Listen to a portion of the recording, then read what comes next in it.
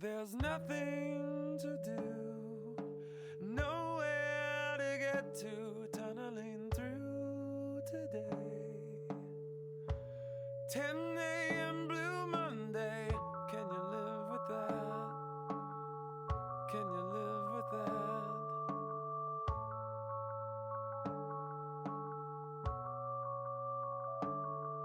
There's small minds behind the stories in the headlines, targeting you today. See the pageant stormy away. Can you live with that? Can you live with that? Can you live with that?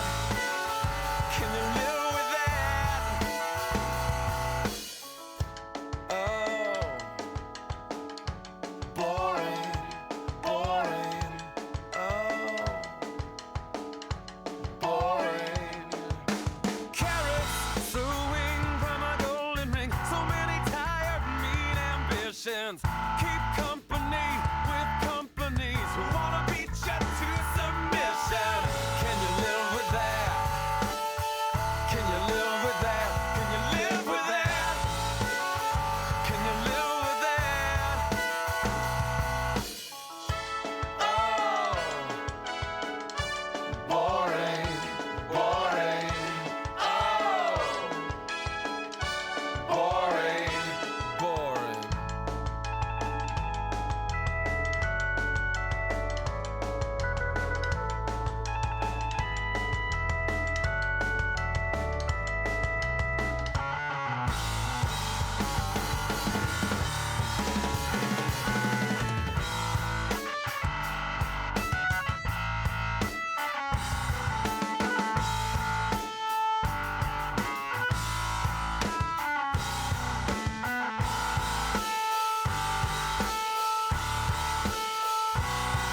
There's nothing to do and nowhere to get to. You're gonna get through today.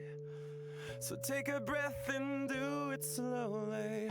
Try to live with that. Try to live with that.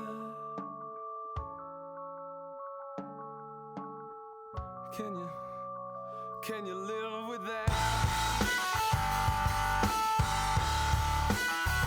Can you live with that? Well, you can live with that, but oh, can you boring, boring, oh, can you boring, boring, oh, can you boring, boring, oh, can you boring,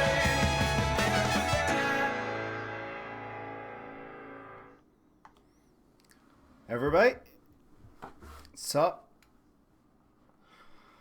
Oh boy, we got a lot going on this week. We of course skipped last week. We did a guitar stream. That was a lot of fun. I'm working on doing some newer stuff. I think I'm gonna learn some different stuff.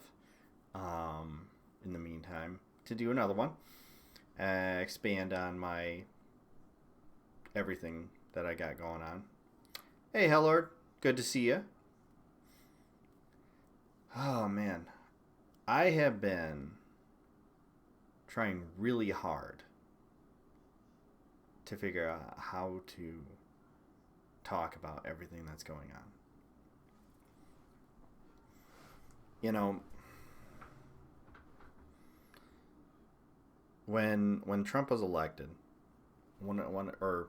just before that, honestly, when it was talked about the possibility of him being elected, I had a conversation with one of my brothers who he said something along the lines of, "You can't honestly believe he's gonna do everything he says he's gonna do." I was like, "No, but if he does some of it, that's bad enough." And I told him I'm one of the people at the level I'm at who's likely to be affected.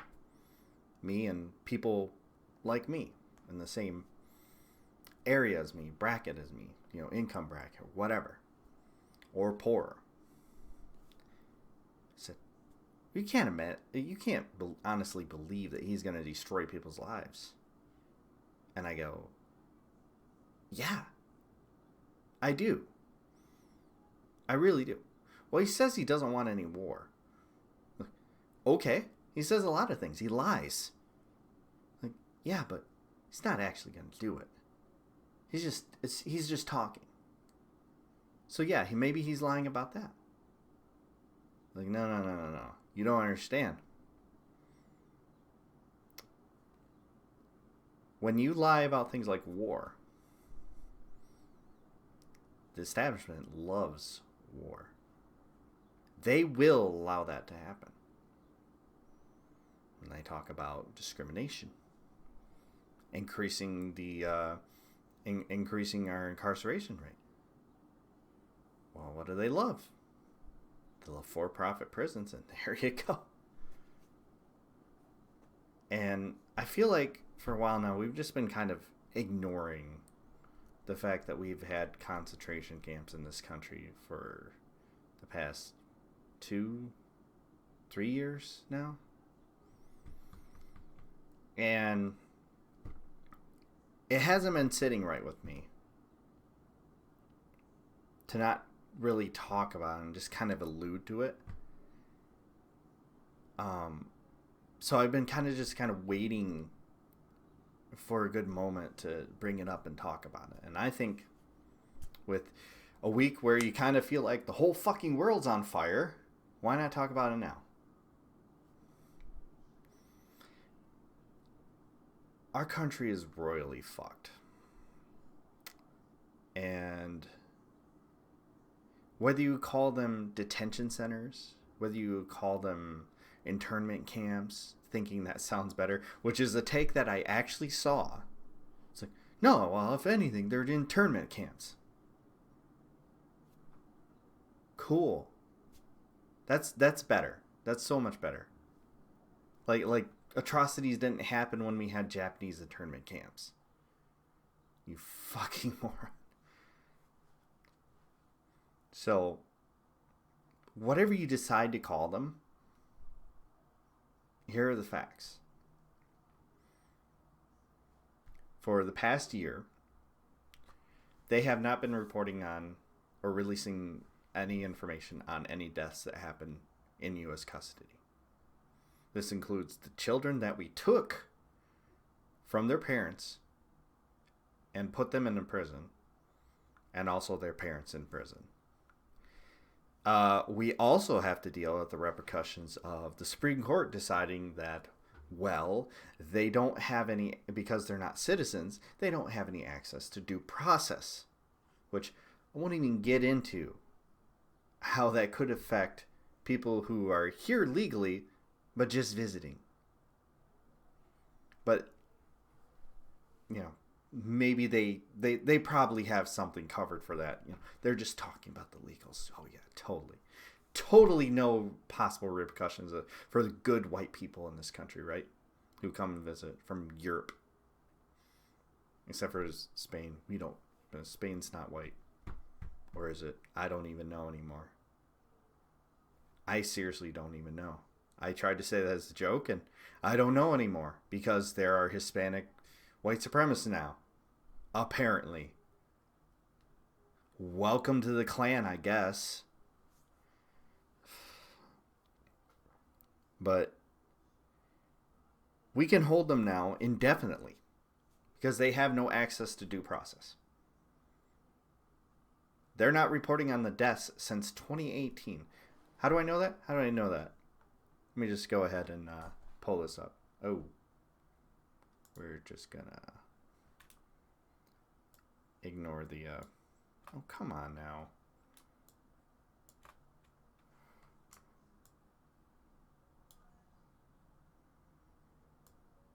Sorry. Little bit of wall in there. But yeah, how do I know that?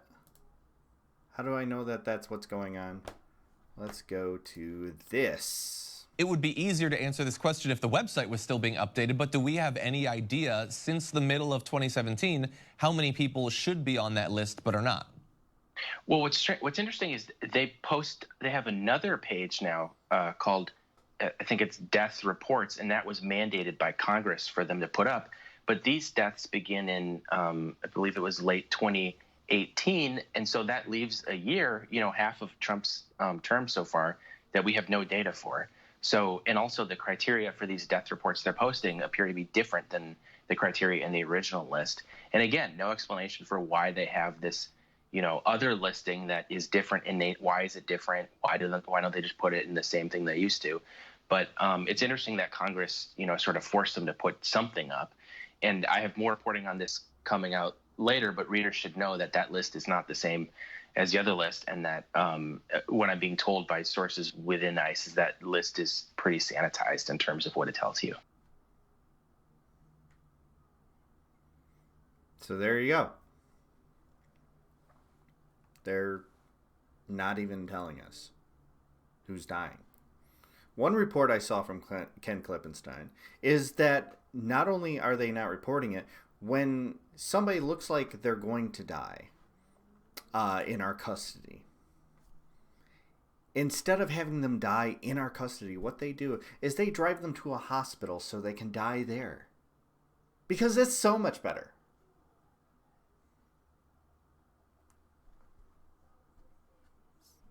Like, I don't know, man. I don't know. I got into politics because it was fun to me. It used to be just fun. Now I feel like it's a necessity to do this. I started my first video, dunking on fucking Jimmy Dore. Basically playing everything through my laptop speakers and really shitty audio, doing it on YouTube. And, yes, that was while Trump was elected, but it didn't, there was still some part of me that was like, maybe just maybe, the apparatus in this country will step in. And it hasn't.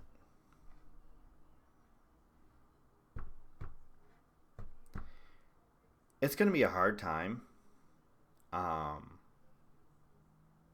look back at this time and not just feel regret.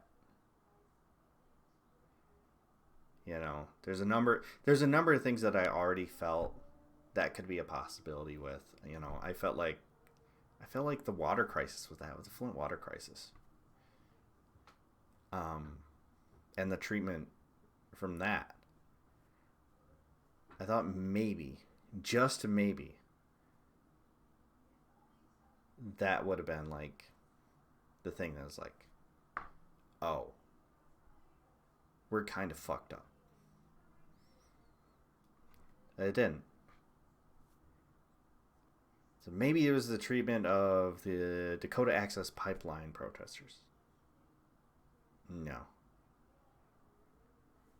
Maybe it was the, Charlottesville. No. Maybe it's him, very clearly trading top secret information with several foreign governments out in the open. Whether it's Russia or China, it doesn't really fucking matter, does it? Nope. Maybe it was the very fine people. No, that didn't happen either. Maybe. We've got so many maybes now. Now we're to maybe they are concentration camps. Maybe we are about to go to war with Iran over a Japanese and Swedish boat. A Japanese oil tanker and a Swedish oil tanker that likely was not bombed by those people because they had no incentive to do so.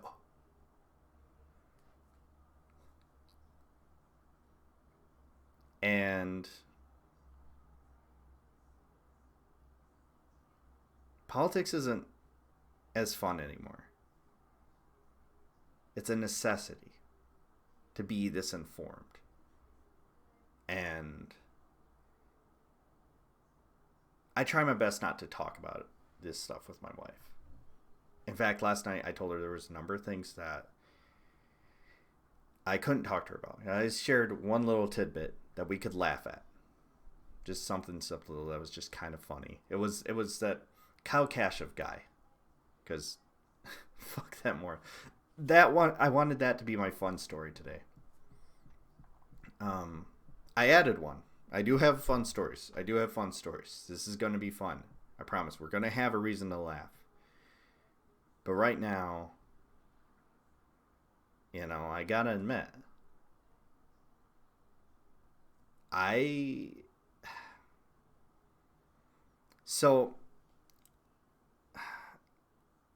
admit that I'm not the most educated person in the world when it comes to most things. There are some things that I look into a lot, and I've learned a lot over the course of my life, and I feel like I do a pretty okay job understanding. And there's a lot of things that the very in-depth stuff, I'm not going to wow you with political philosophy. I don't care who John Locke is. I don't give a shit. I didn't read Marx. None of that shit. I didn't go to school for poli-sci. None of that. When I was in high school, I remember I used to talk to this kid. He was the drummer for our school jazz band. And I played bass for him, So we were close, Drums and bass go hand in hand. And I called him Reppy Boy because he was a Republican. No idea why, because he was into punk. But he goes, it was just before the Iraq War, and I kept telling him, I really think this is a huge mistake. He said, well, they clearly have weapons and they want to attack us. I was like, I don't believe that. Well, why wouldn't you believe it? It's coming from them. It's coming from the government. I'm like, but you don't trust the government. He goes, well, I trust this government. I'm like, why? They lie all the time. They're just as big as liars as when Bill Clinton was in there. I'm like, no. We can trust them. Like, I think this is going to be a huge disaster. I think a lot of people are going to die. I'm like, he was a senior, and I was a junior. And I just kind of told him, I'm like, I think a lot of people are going to die, and we have a lot to lose in this. We have friends. I'm like, you're about to be an adult. I'm about to be an adult.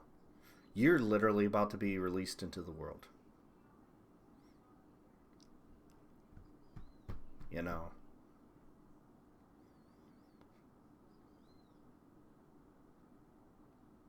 Do you want to see your friends and family die? And he just kind of was like, that's not going to happen. U.S. military is so strong. They can't fight us. What do they have that can take us down? I was like, I don't know, but they're going to fucking find it.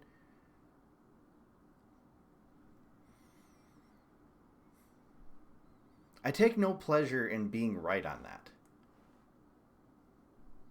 So when I talk about what's happening right now with the build-up to Iran, while we have internment camps,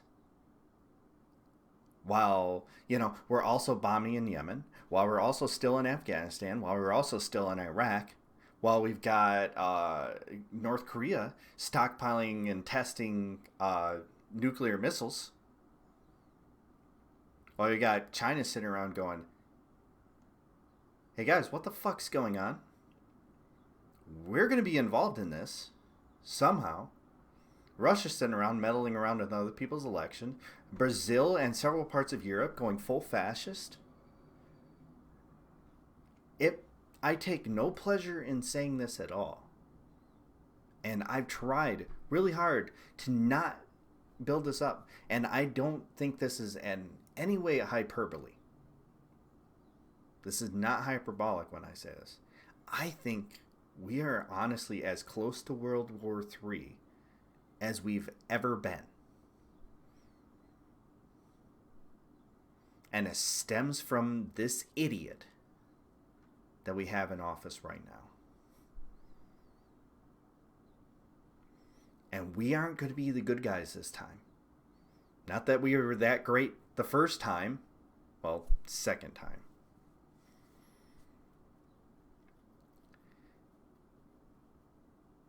We're going to be the bad guys.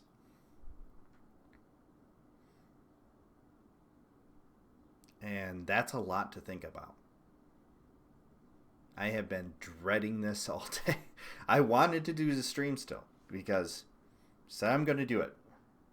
And I'm going to have some fun. But where we're at right now, I feel like we're honestly on the verge of World War III.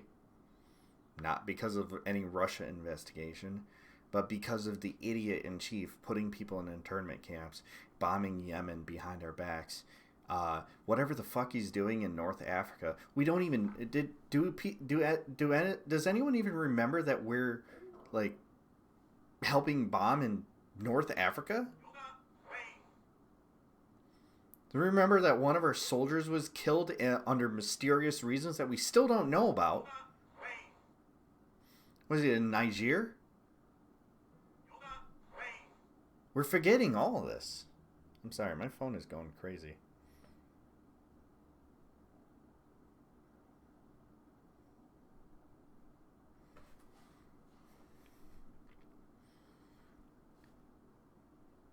Like, we are teetering on the edge right now.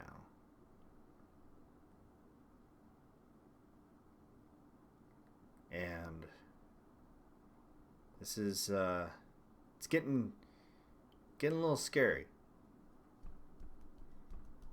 So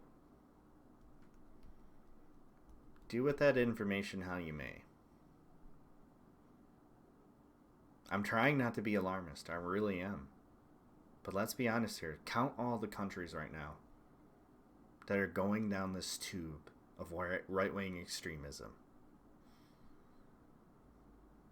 Where does it lead? And where are we at now?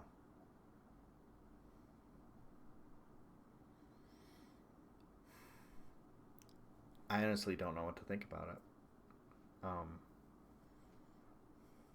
So, have my little freak out. Have my little speech I give to you guys. The very few of you that watch us. You're very much appreciated, of course. And find a way to move on, because we're the powerless. And all we can do is hope that we're going to congregate enough to stop it from happening. One thing that the Democratic Party is right about is this next election is incredibly important, and it's a must-win for this country. That is not hyperbole. Where they're wrong is in their solutions, which will lead to the same outcomes, but, you know, just maybe a little bit lukewarm and with less of an idiot. Is Joe Biden less of an idiot? I don't fucking know anymore.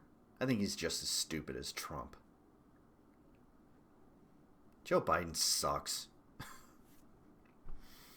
I'm glad people are finally dragging him, though. Like, a lot of people are dragging him.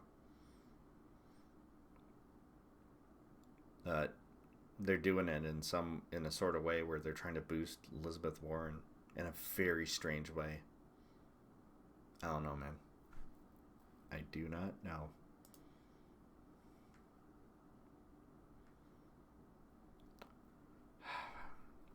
So,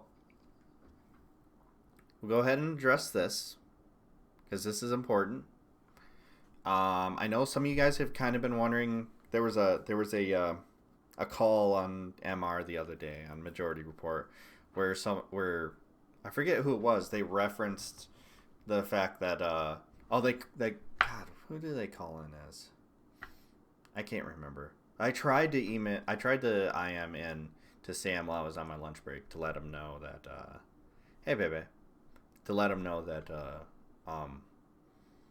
there was a little bit more, like, the headlines that came out of this kind of buried the lead.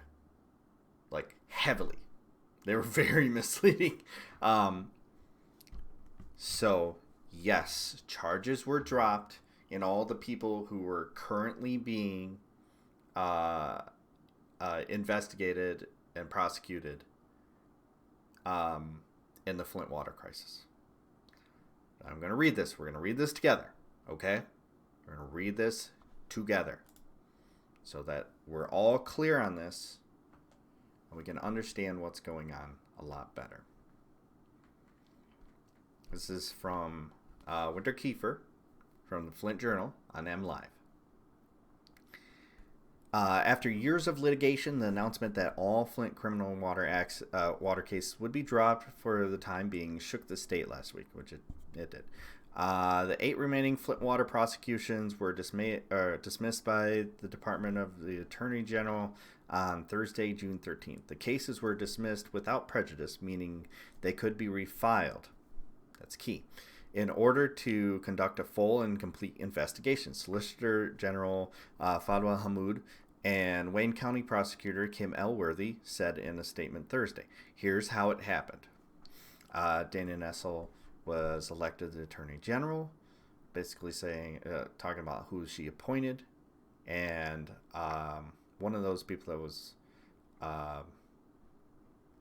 appointed by Hammoud was Todd Flood, the special prosecutor. Flood was fired in April 2019 with Hammoud stating at the time that discovery was not fully and properly pursued from the onset of this investigation. So basically, he clearly had some sort of bias and he wasn't pursuing the investigation to discover new information. But, you know, they can't say that he was doing it to protect, but that would have been it would have been a bug or a feature disguised as a bug. So, going on. Water crisis documents found millions of documents related to the Flint water crisis, including a list of state employees titled phone/wiped, were discovered in the basement of a state-owned building, according to a filing Friday, April 26th by the Michigan Attorney General's office in Genesee Circuit Court. The claim by Hammoud came in a 10-page request for a 6-month delay in the prosecution of former State Department of Health and Human Services Director Nick Lyon. The postponement request also said the records collected in response to investigative subpoenas filed by Flood were never completely reviewed before criminal charges were filed against Lyon. So again, we're talking about they were using this guy as a fall guy. He had more information than they were letting on, and they buried it. This is all done. This is all what they inherited from Bill Schuette, who ran for governor. He was the former Attorney General of the state who was running this investigation last time under Snyder. And he kept playing around with the idea of being tough against Snyder. Never did it. Took down a bunch of fall people. Charges against Lyon included 1 count of involuntary manslaughter. The filing also claims prosecutors have learned only a slice of evidence requested was turned over to them. It says evidence that was supplied did not conform to data delivery standards that would have made it digestible, searchable, and analyzable. So, it sounds like this investigation was a bunch of bullshit. Phone seized, including former Governor Rick Snyder's. Now, here's where a lot of people had an issue. They thought that this was like his personal phone and that he had the same phone, but they forget that government phones, they're issued by the government, they're kept, and all information given to them are safely kept. In June, Flint water prosecutors seized from storage the state-owned, that's key, mobile devices and other electronic data from former officials, the Attorney General's office confirmed Monday, June 3rd. The targeted material included The devices of former Michigan Governor Rick Snyder and 65 other current or former officials, including former senior advisor Rich Baird, Lieutenant Governor Brian Cawley, and former cabinet members Nick Lyon and Dan Wyant. He's starting to see the connection here. Hamoud said that Warner, Norcross, and Judd, the law firm that represented the office of former Governor Rick Snyder, was taking the lead on all of the discovery process for all the agencies in state government. That's weird. Keep in mind again, we're going to zoom in close on this, all headed by Bill Schuette.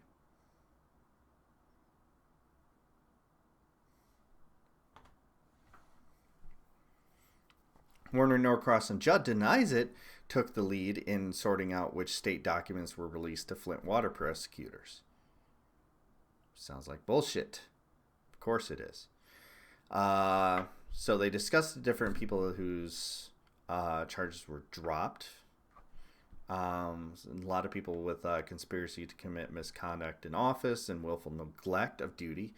There's a lot of that in here. I was reading this earlier, and they include also the charges that were taken against the. I've always been let down by the fact that Ed Kurtz wasn't in here, because he was the one who blew the negotiation with the Detroit Water Authority. But Darnell Early, Ambrose and Cross, these are all the Flint emergency financial managers after Ed Kurtz.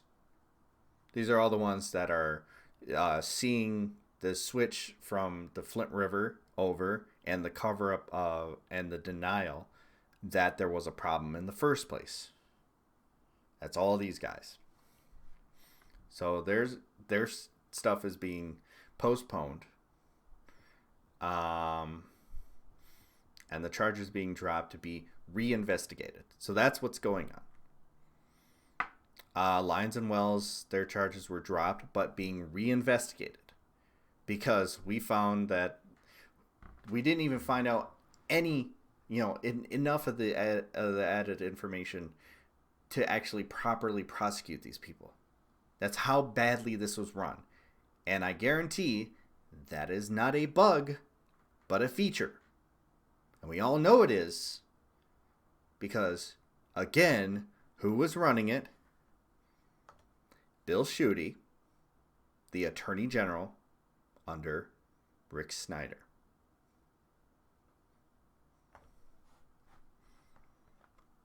So literally it boils down to all these charges weren't dropped just to be dropped. They were dropped because the case needs to be reinvestigated. More charges are to follow, likely higher ones. More plea agreements are going to be issued. More documents are going to be found and gone through with a fine-tuned comb by people that actually want to prosecute these people. Hopefully. I go back and forth on Whitmer. I keep going back and forth on her. It was a shock the day I found out that this was happening, but it's because of all the misleading headlines. Yes, the charges were dropped, but more importantly, the case is being reopened and reinvestigated properly. I'm being hopeful. I'm not, I'm skeptical, but I'm being hopeful. So, that's what's happening with that. So if you guys were curious, I don't know who to recommend to someone like Sam Cedar or to TYT to get in to interview about this. I honestly have no idea. But my hope is that if I can't find anybody, they can find somebody. I've been racking my brain over it. I don't want to do Melissa Mays. Long story on that. Me and her have a lot of disagreements. And she's kind of a scumbag in a lot of ways. You can ask Leanne Walters about that. Leanne, she doesn't want to be involved.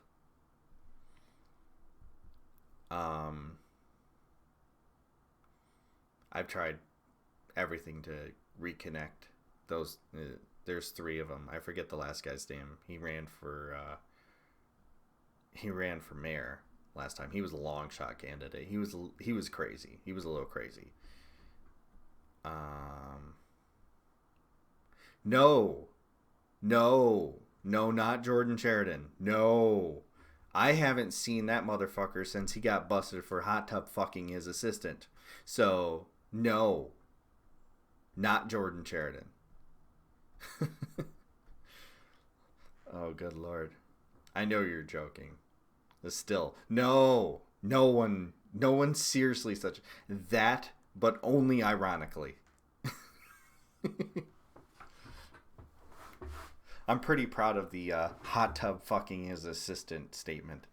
But yeah, that's what's going on with that. And I thought about maybe, because I have a couple of friends. I have a couple of friends that, like my cousin works for the city, but I don't think he can officially give a statement on it. A, because it's not his department, and B, he would be in there representing the city of Flint. So I doubt he would do it. I have a friend who also works for a one of the state senators. He just got a job there. So he's constantly working in Lansing. He would be able to tell me more. He was the first one to calm me down when I made a post about it on Facebook. Yeah, he's totally a creep.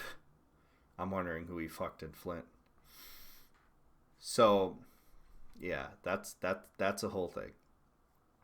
But I'm racking my brains trying to think of somebody to recommend to do that, and I keep coming up empty because unfortunately our story just isn't interesting anymore. You think the fact that they were dropping charges and reopening the investigation would cause even TYT to jump all over it, but they've been silent on it.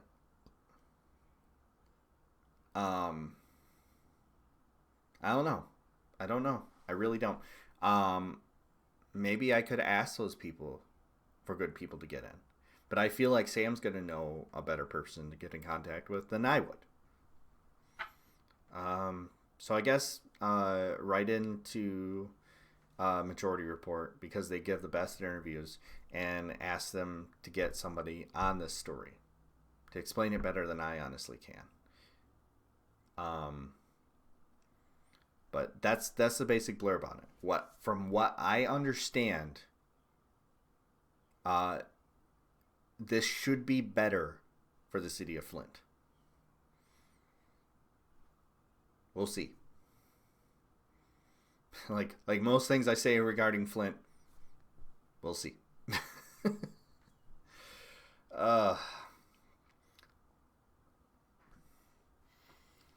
So, yeah. We're gonna slowly edge our way to the fun stuff. This is still in the we're all gonna die, the world is on fire bullshit. But it's edging towards the fun stuff. It's edging there. It's getting there. This fucking dumbass. You guys know who Chuck Todd is. This came out. I had to play it. Oh, God. Welcome back. Tonight, I'm obsessed with what's happening at our southern border. You can call our government's detention of migrants many things, depending on how you see it. It's a stain on our nation, maybe, a necessary evil to others, a deal with untenable situation, perhaps. But do you know what you can't call it? Take a listen. The United States is running concentration camps on our southern border, and that is exactly what they are. They are concentration camps. That was obviously New York Congresswoman Alexandria Ocasio-Cortez on Instagram. After being criticized, Ocasio-Cortez tried to make a distinction between concentration camps and Nazi death camps, where the industrialized mass slaughter of the Holocaust occurred. Fair enough, but Congresswoman, tens of thousands were also brutalized, tortured, starved, and ultimately died in concentration camps, camps like Dachau. If you want to criticize the shameful treatment of people at our southern border, fine. You'll have plenty of company, but be careful comparing them to Nazi concentration camps, because they're not at all comparable, in the slightest. But here's where it's upsetting as her comments. Some Democrats have been reluctant to condemn her remarks. They don't want to get criticized on Twitter. Fellow New York Congressman Jerry Nadler tweeted in response, "One of the lessons from the Holocaust is never again. We fail to learn that lesson when we don't call out such inhumanity right in front of us." Hang on a second. I gotta.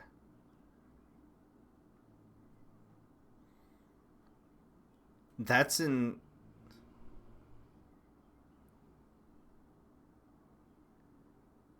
Like the way he highlighted this, it made it sound like he was not supportive of it, and even with that framing of, well, they don't want to call her out on Twitter. But like this is the point. This is the point. This is the point right here. She's right. They're concentration camps. You fucking idiot. Jerry Nadler surely knows migrant detainment camps are not the same as concentration camps. So why didn't he just say that? Why are we so sheepish?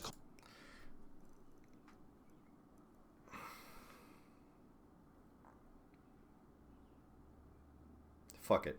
Calling out people we agree with politically these days? Obviously, this isn't a Democratic Party thing. It's an even bigger problem on the Republican side of the aisle when it comes to President Trump and the reluctance there. Are we really so ensconced in our political bubbles, liberal versus conservative, that we cannot talk about right versus wrong anymore? Some things are bigger than partisanship, or at least they used to be. And in the interim, the crux of what's truly at stake is lost. What is this country going to do about what's happening at the border in this humanitarian crisis? We'll get to that at some point, I guess, after we have this debate. I have no doubt Alexandria Ocasio-Cortez cares deeply about what's happening at the border. But she just did the people there a tremendous disservice by distracting from their plight. She said she didn't use those words lightly. Well, neither did I. So the big thing he's being criticized for is that he kept saying that she said it was Nazi concentration camps, but of course we know she did. She said concentration camps, which has a very specific definition, as our boy Igloo put in here. Let's go ahead and pull that up. Let's go ahead and just look. You dumb shit. You fucking shill at what the phrase concentration camp means. Type of camps. Early camps, usually without proper infrastructure, sprang up everywhere in Germany after Hitler became chancellor in January 1933, rising like mushrooms after the rain. Himmler recollected. These early camps, also called wild camps, because some were set up with little supervision from higher authorities, were overseen by Nazi paramilitaries, by political police forces, and sometimes by local police authorities. They utilized any lockable larger space, for example, engine rooms, brewery floors, storage facilities, cellars, etc. Kind of sounds a little familiar. Gee, I don't know. Sounds like what happened in Arizona.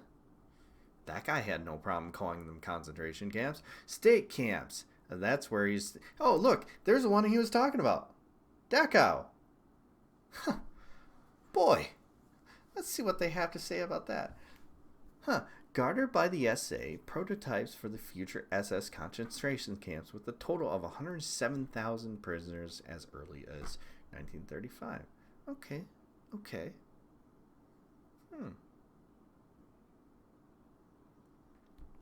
So, are they labor camps? No. We're not there yet. Are they hostage camps? Known also as police prison camps, where hostages were held and later killed in reprisal actions. Now, the people aren't being killed. They're just being allowed to die. So clearly that's much better. That's not a concentration camp, right? Except for all these other we don't, all the rest of the definitions, whatever. Like, let's look at this. Where do we talk about the death camps? Way at the bottom. So it's almost like these are steps. And these first few steps sound very fucking familiar to what a concentration camp is. Or let's think about it this way. What we're doing right now is we're gathering up a group of people who all have the same status into these camps, separating their children from their parents, jailing them, basically, whether it's out in the open air or whether it's in literally walled off prisons, facilities, where they're being kept in horrible conditions where several people have died. I don't know about you, but that sounds like a fucking concentration camp. Maybe I'm crazy. Maybe I don't understand the definition of a concentration camp. The use of the word concentration came from the idea of confining people in one place because they belong to a group that is considered undesirable in some way. I don't know, something like being Jewish being deemed illegal in Germany. These people are illegals. They're aliens. Or they're rats. They're coming to change us. They're coming after us. Our culture. We need our culture. We need to preserve our culture.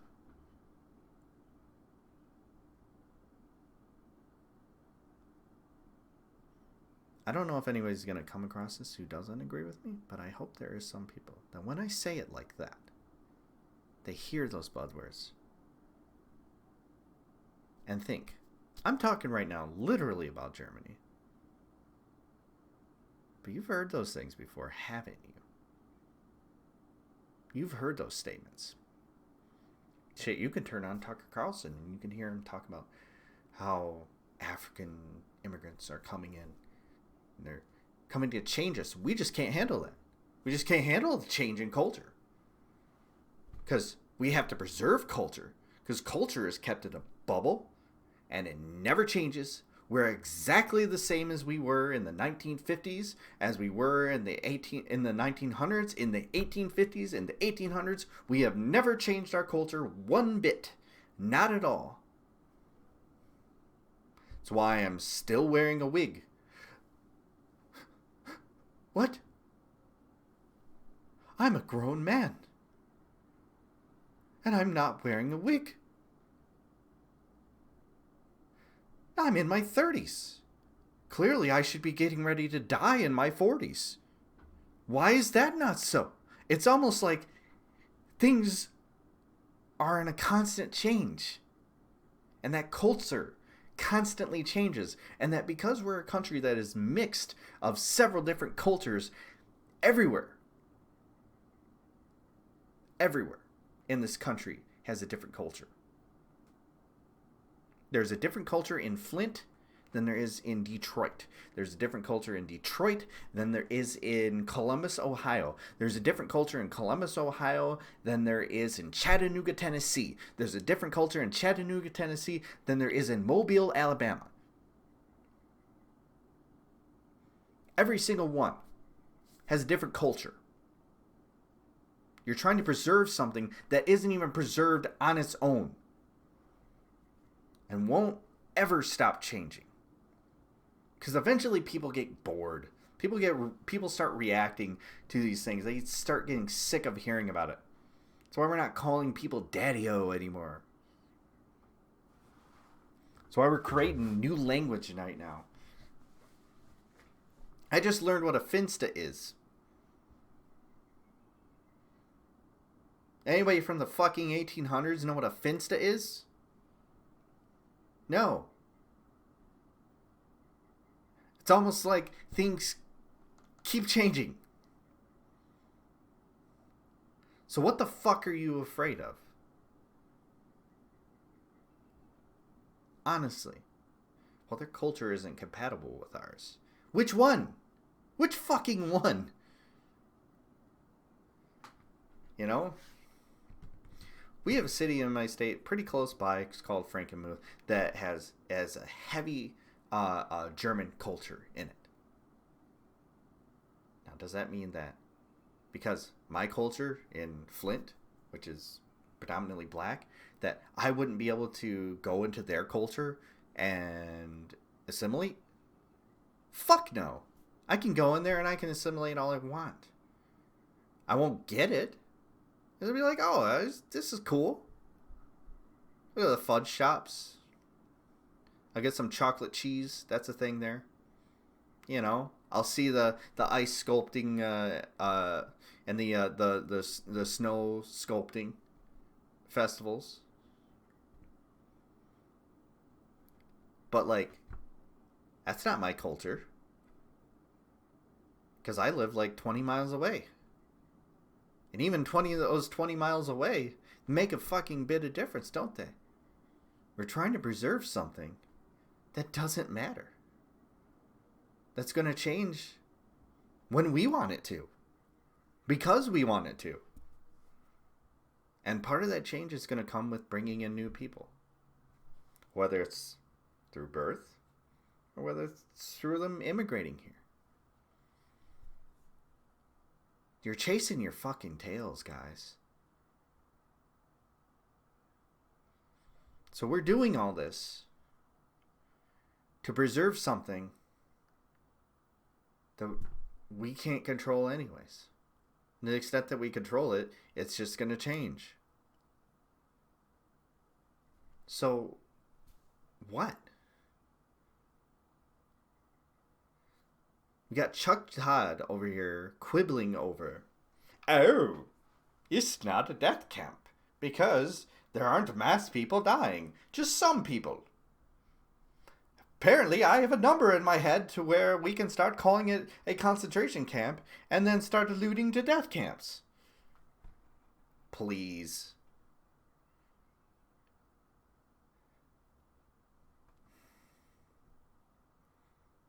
I'm about to get petty. I want to get petty on him. I'm gonna get petty on him. Let's get fucking petty. What the fuck is up with this man's hair? What is that? What is that? You're going bald. You'd look much better, and we'd take you a little bit more seriously if you didn't do that. You're putting product in the few strands you have left, bud. You're clinging to a hope within a dream.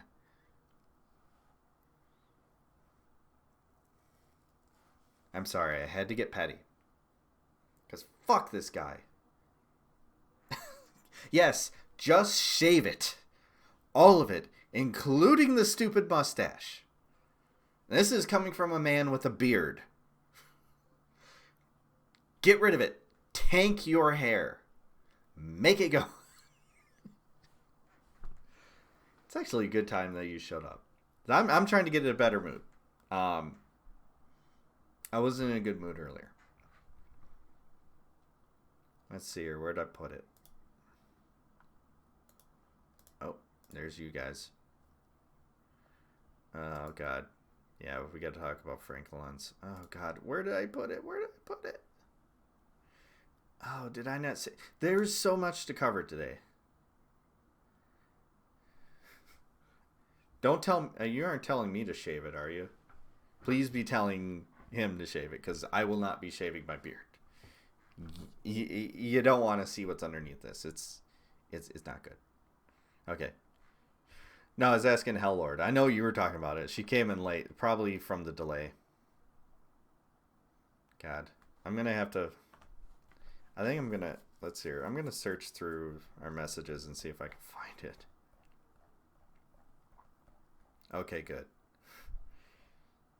You don't want to see that. Jimmy Dore is a special kind of petty and problematic. I can't believe this guy. Like, he is so butthurt. Sam was right. Sam was right, guys. This whole time he was right about him. He has this guy, Caleb Kanon. It was a kid who went down the right-wing rabbit hole. And he explains how he came back. The way he describes in an article is watched Destiny's videos. Originally to refute him. Couldn't do it. Destiny's a bit problematic, but he does good work when he's pushing back against the right. When he's pushing back against the left, he says some very dumb shit. The right wing, he's got them in the palm of his hand. Him and Hassan both. So, he has this Caleb Kanon to talk about, how he came back. And Jimmy Dore wanted to use this as an opportunity to clear his name in the article, because he was used and was described as someone who used conspiracy theories. Gee, I wonder why. So,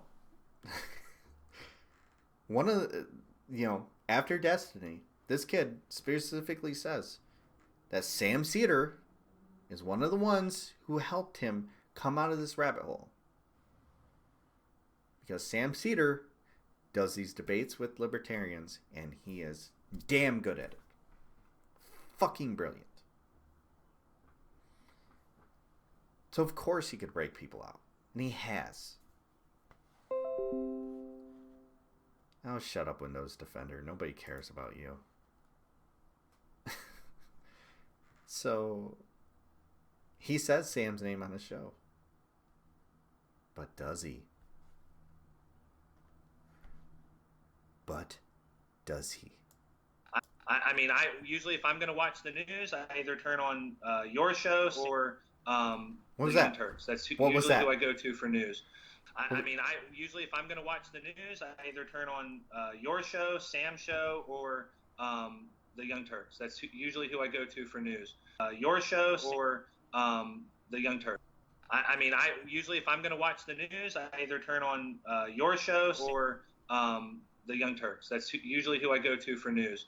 Audio? I mean, I usually, if I'm going to watch the news, I either turn on your show, Sam's show, or the Young Turks. That's usually who I go to for news. Wait a minute. Your show or the Young Turks. I mean,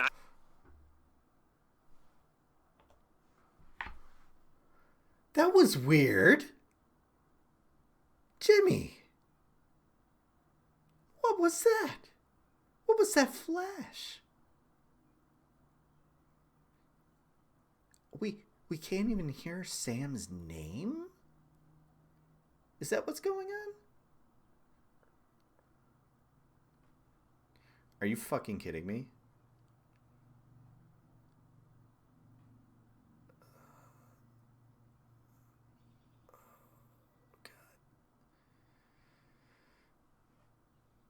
I just want him to go away now.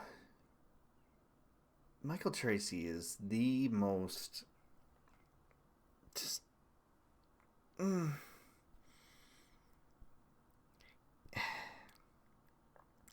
he's doing H.A. Goodman's grift, only he's being successful at it. And okay, here's what we do. Here's what we fucking do. Here's what we fucking do about Michael fucking Tracy talking about that. This man has been on a tirade for the past few months talking about people policing his language. So what the fuck is he doing right now? I do believe you are policing her language. Why can't she say concentration camps? bitch. Fuck Michael Tracy. I refuse to, I refuse to follow these people that annoy the shit out of me. The reason I know anything that they say is because of you guys. Like every time you guys comment at him, I have to comment because I'm like, what the fuck this guy? Like, fuck this guy. What the fuck is wrong? I'm still hard pressed to find any evidence that he ever believed in anything left wing. Even when he was on TYT. Even when he was on TYT.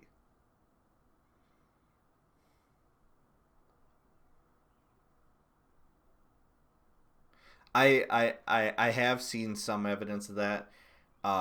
When I first tried to get into progressive voice, he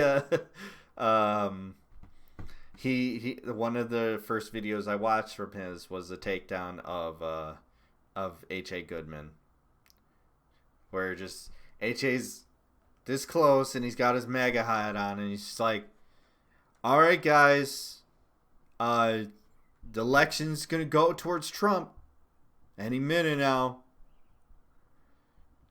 Oh well, that one's not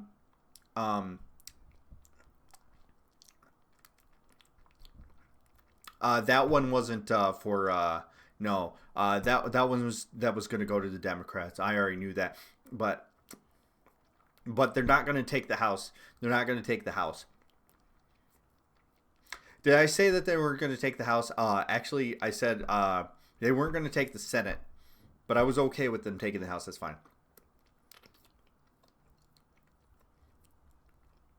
All right. Yep. This went exactly how I thought it was going to go. This is how I thought it was going to go. Yep. MAGA forever, guys. I hope you guys like that. I have slobber on my face. I don't know if he does the lip thing, but in my head, he does. And I don't care. I do not care. As far as I'm concerned, this is H.A. Goodman. All right, guys. H.A. Goodman here. Just want to talk to you guys about how good Trump is doing.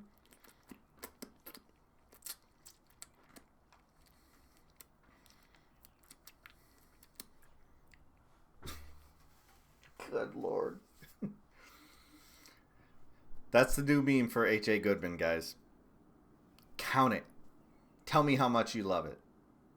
I want that to be the thing. If I'm going to be known for anything, that's what I want to be known for. Oh yeah, you're talking about the. Oh, let me see if I can. This is like.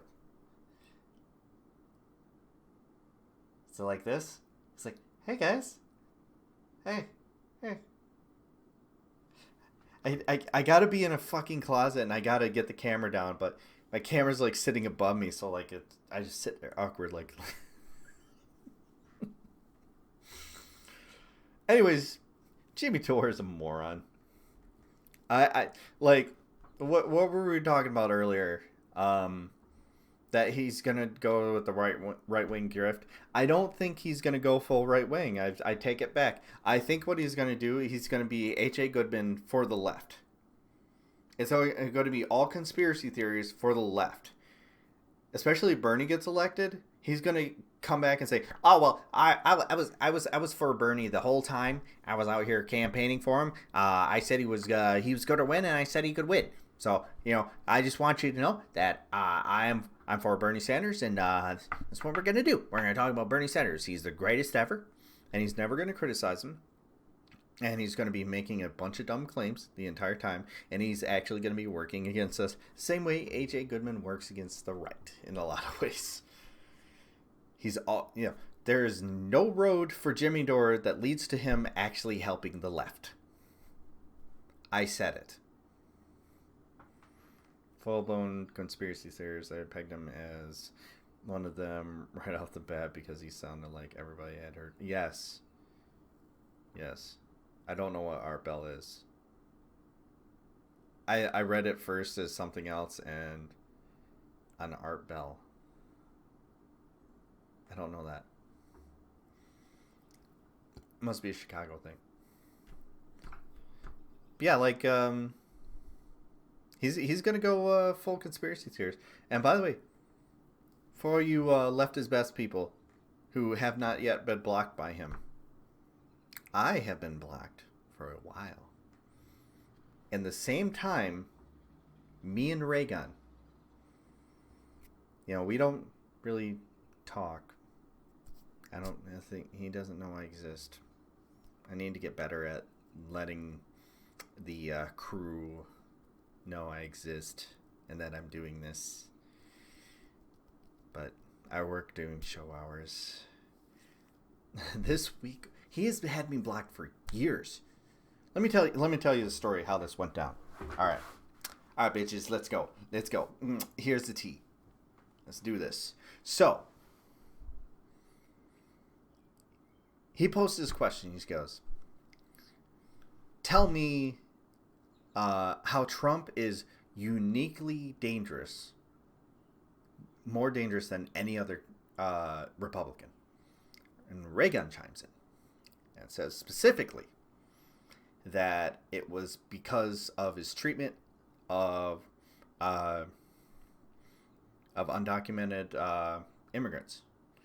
And he said, "I can give you tons of examples because I'm a immigration lawyer. Here's all the things." And I reply back to Reagan and say, "Yes, that's definitely one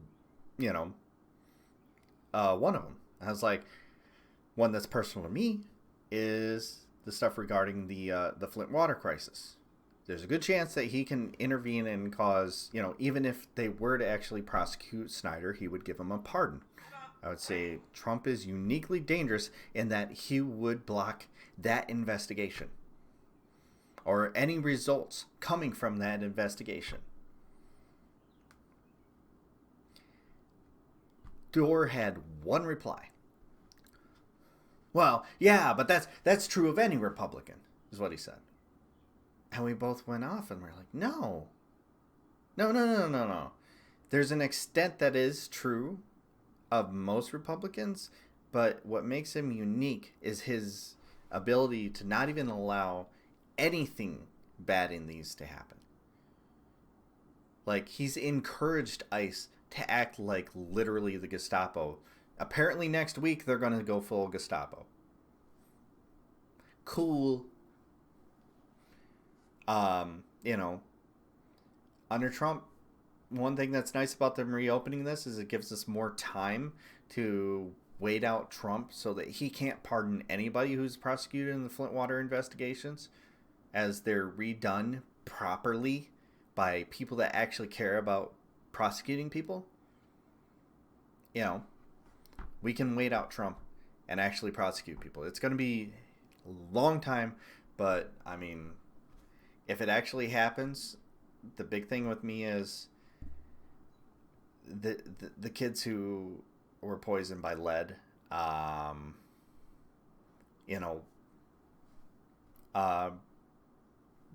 They're going to be that way the rest of their lives. We're pretty used to waiting in Flint. We're always waiting. So there's that. Yeah. So that's my theory on it. That's my theory.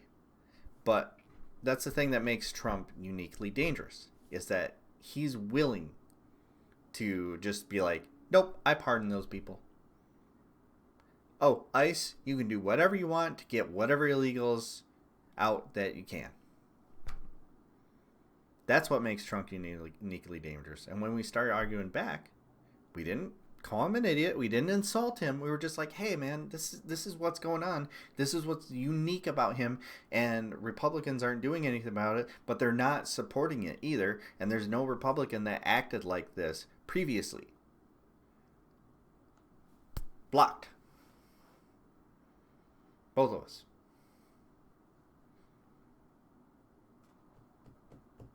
So, That's my story of getting blocked by Jimmy Dore. So who blocked me first, Dave Rubin or Jimmy Dore? Oh, ooh. Let's talk about that. Who was the first one who blocked me? Let's see here. I called Dave Rubin a lot of things. I was really mean to Dave Rubin.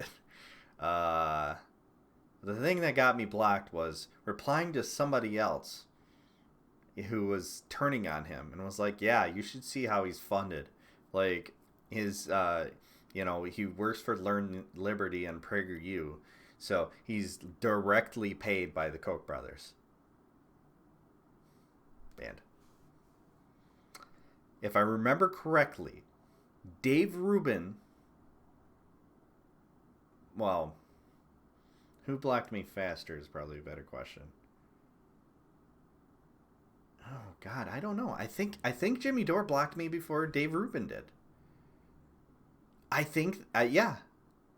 It took less, I do know that. It took a whole lot less.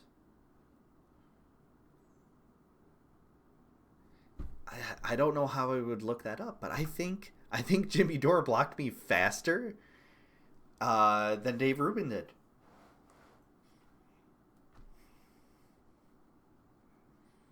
You know, I guess he is a liberal snowflake.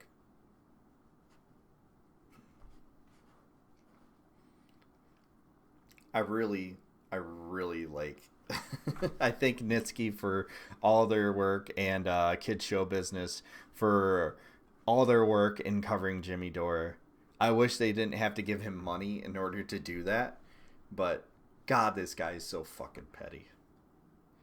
Let's talk about some more petty bullshit. Frank Luntz is a moron. Frank Luntz this week posted. Let's just pull this up. I'm at a Hotel Imperial in Vienna, Austria. Almost 200 rooms, but the elevator has been broken for 3 days. Please don't bring European-style socialism to America. So where's that? What was this? What does that say in the elevator? Hotel Imperial.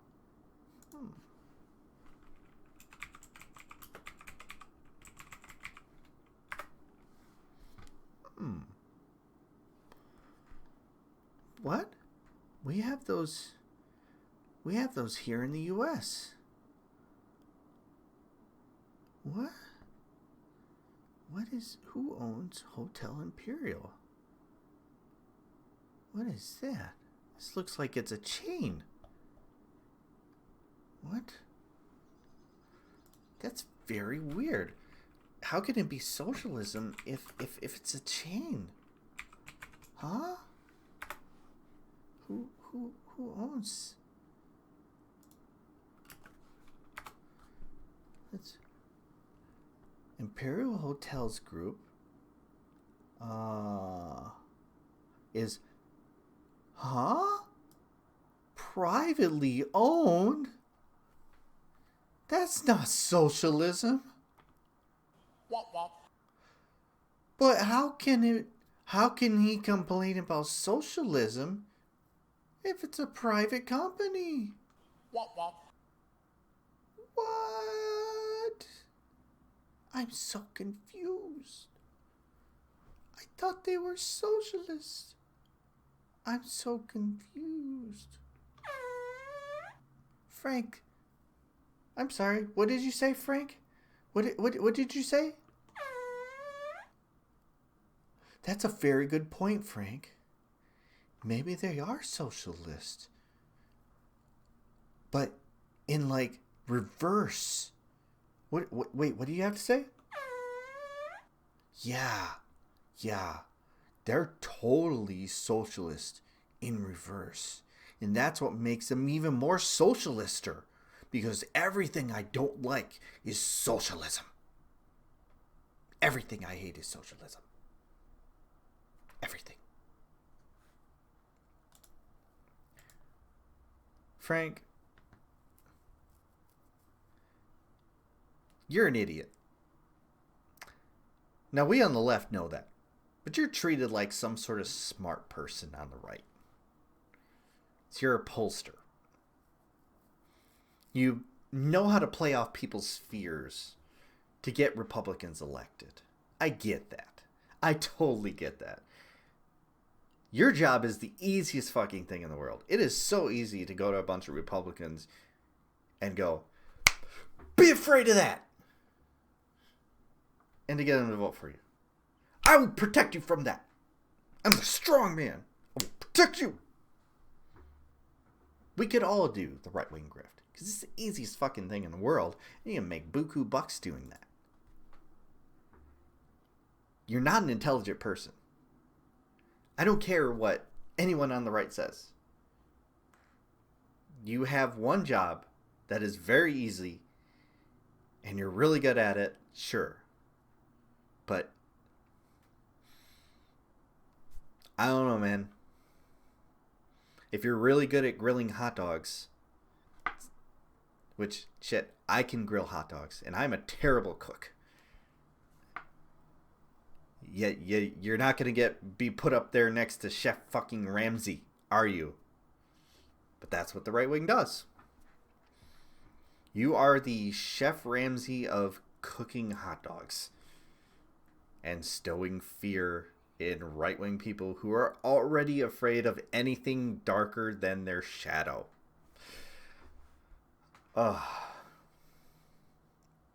Let's see how this goes on. This person shared all these takes. But, I could have done this. Oh, yeah, I forgot that this was a thing.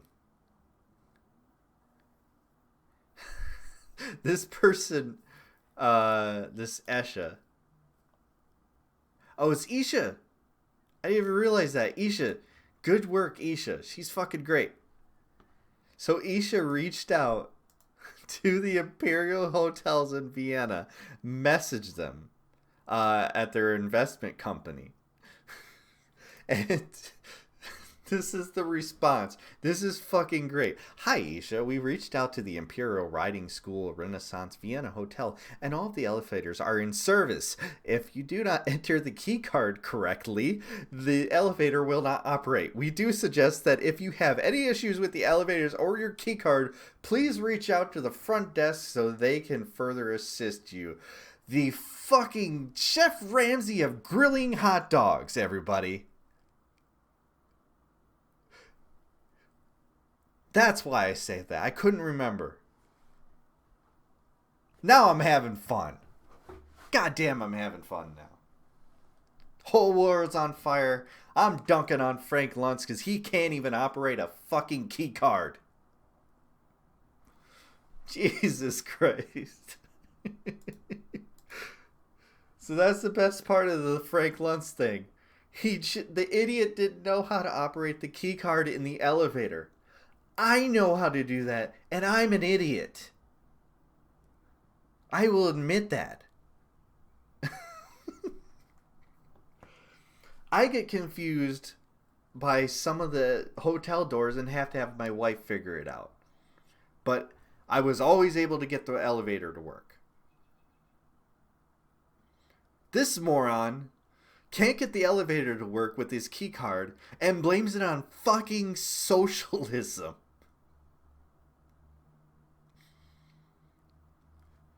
I need to get like a dunking sound effect. Let me see if I can find one real quick.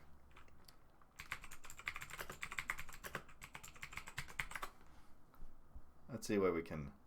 Is this a good one?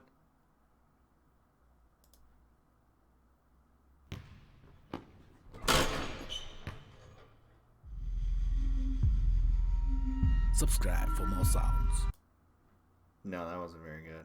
I gotta find one. Like what's perfect? Perfect for the greatest dunk ever with sound effects.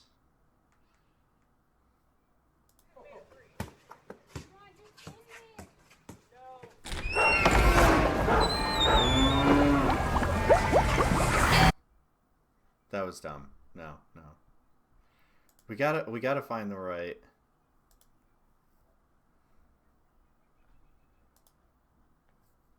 This is a special moment.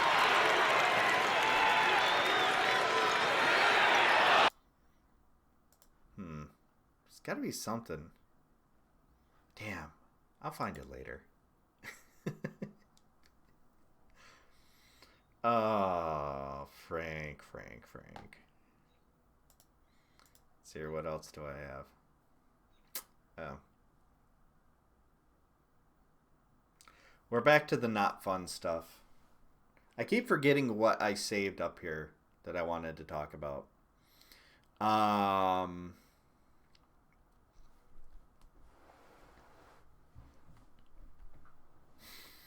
So this reporter, Jessica Schulberg, got doxxed by the Proud Boys because she was reporting on Gab. Had her cell phone shared. And the questions that she was asking was about how Gab is funded. Proud Boys are targeting another journalist this time. HuffPo's Jessica Schulb, claiming she's trying to deplatform Gab by asking the kind of questions you tend to ask if you're a reporter following the money on one of these tech companies. And they said, this so-called journalist has repeatedly reached out to the company to inquire about their client Gab and if they were still their client. She was told repeatedly that they don't give out information about their clients. She then proceeded to contact one of the company's vendors, North American Bankcard, and asked if they through the company held the Gab account. This woman is trying to deplatform Gab by shaming companies that work with them. Give her a message and let her know what you think. So literally the whole idea is they're trying to scare her away from finding out who owns Gab. Which begs the question, well, who owns Gab? How is it funded? It doesn't have that many people on it. How in the fuck is it still afloat? It's this giant platform that came out of nowhere, houses only right-wing opinions, which they only exist as probably like, at least this sector of the right wing, as like 13% of the country, I would guess. How in the fuck is that site still afloat? So she's doing the right journalistic thing and following the goddamn money. And no one wants to claim ownership of it. And for all their efforts to try and hide it and, you know, tell people to stop looking at you, trying to deplatform them. Trying to deplatform the platform. That's third degree deplatforming. Okay. All right. If you say so. She's just trying to find out who fucking owns them. Because there's no legitimate reason why that website should still exist and still be making money. Who owns Gab? Why? I think these are pertinent questions. And they need to be answered. But meanwhile, is Twitter doing anything? Twitter, which I'm told is run by leftists and socialists. Well, they want to protect the leftists and socialists. So what's Twitter doing? They're still up there.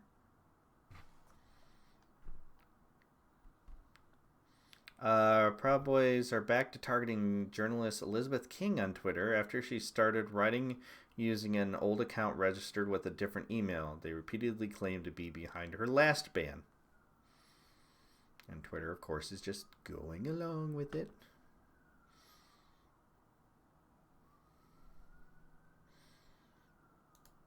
Let's see this one. Gavin McInnes accuses journalists, this is November 21st, 2018, from Samantha Kuttner. Gavin McInnes accuses journalists of the behavior he is guilty of. He deserves no special treatment. His fascist tactics are no match for researchers. So, Gavin McGinnis sent her a message saying, "You're starting a war you won't be able to finish." Good afternoon. Research Integrity has received a problem report regarding protocol, cultural perspectives of Proud Boy movement. I would like to schedule a meeting with you to discuss the problem report and the study activities to date. Please contact me at the earliest convenience. So apparently she was writing an article about Proud Boys. She wrote back to Gavin.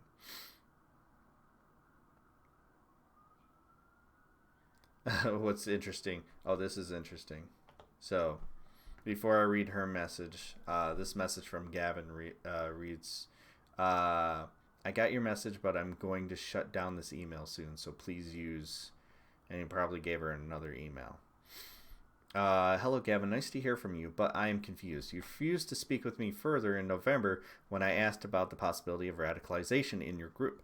Instead, you shared an article on your website called Fighting with the Media and Academics, which accused me of being an Antifa member, and after sending me an email saying you're starting a war you can't finish, you tried to shut my research project down by submitting a complaint to my review board. Did something change? Holy shit. Rangers, thank you for the subscription.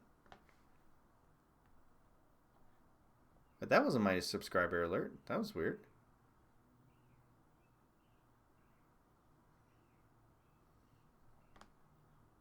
Oh, is that you?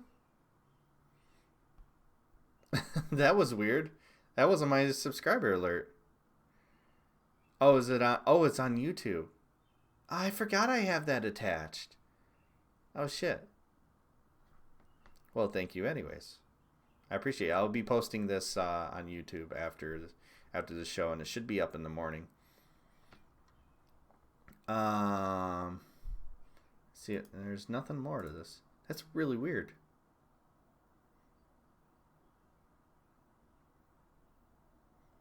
That is really weird.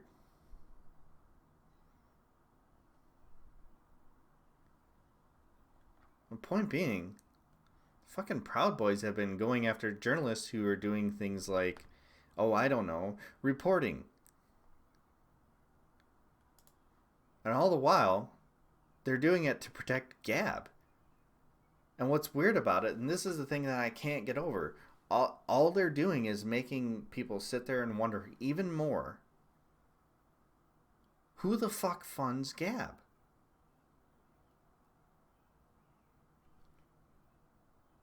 I really want to find this out.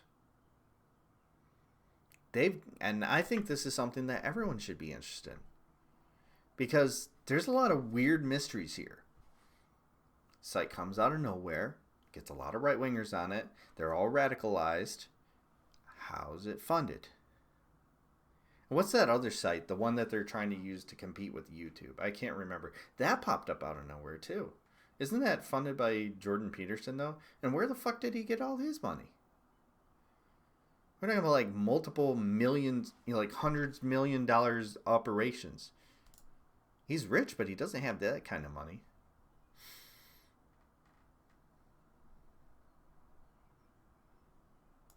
I don't know. It's very strange to me.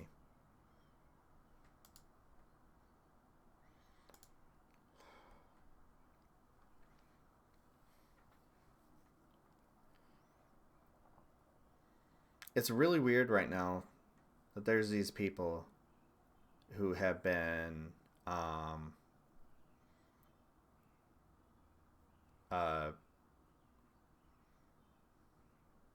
like posting this self-help stuff. Like I know we all saw this guy the other day who was saying something along the lines of your parents are bad if they taught you to have emotions. Like, your emotions are bad.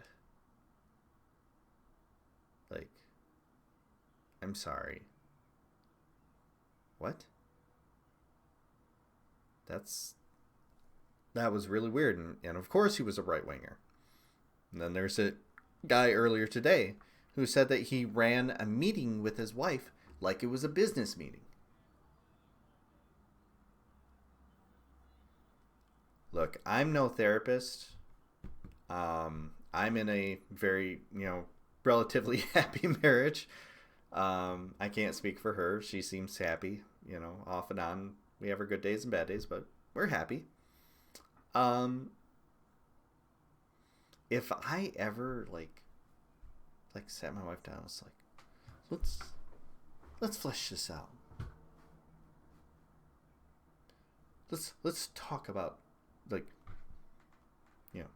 I see here in your report that you stated I am a self-centered dickhead who loves to hear the sound of my own voice.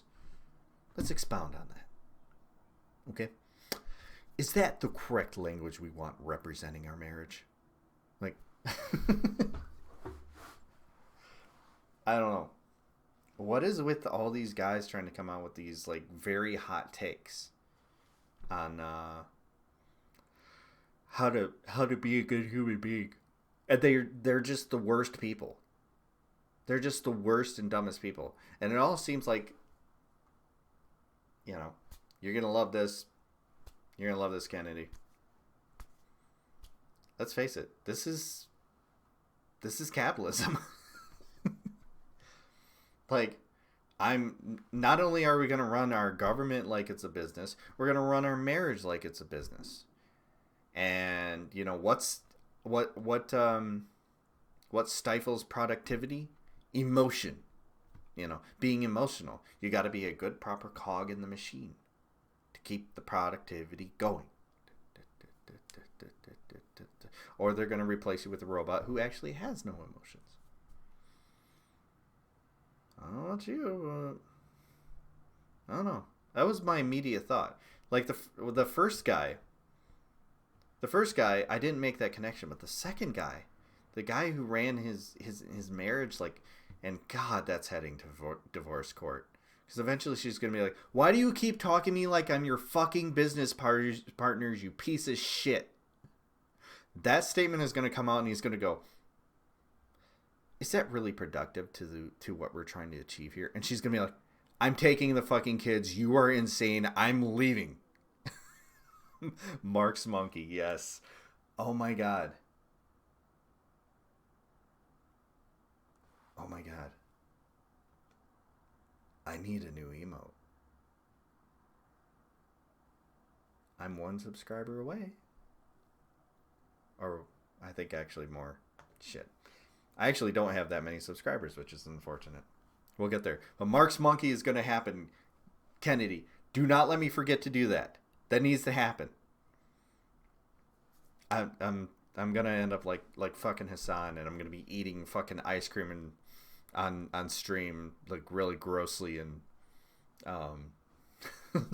having ironic takes on Mark's. No, I'm not fully anti-capitalist, but I'm very anti-capitalist in a lot of ways. So there is that. But yeah, it's just, that was my immediate thought as soon as that guy came on. I was like, dude, you're trying to run your marriage like a business, and that's a terribly dumb thing to do. Oh God. I see a cute puppy video. It's got to happen. Cuz this has been a rough week and a rough day to talk about things. And we got to end soon. Let's watch a puppy video. Damn, your girl so fine, but her breath is like. She say she wanna dance, but she don't know how to. I'm iced out, ooh, looking like a star. Her name is Jenny, ooh, bitch don't have no panties. Damn, your girl so fine, but her. You can thank my wife for that.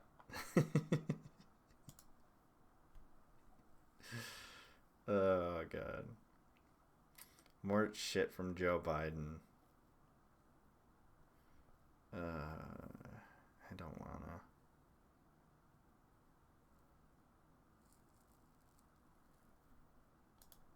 On this, me and Ben Dixon agree. What have I been saying as long as I've been doing this? As far as I'm concerned, there's only 2 presidential candidates that matter. And one is Elizabeth Warren and the other is Bernie Sanders. The rest do not matter.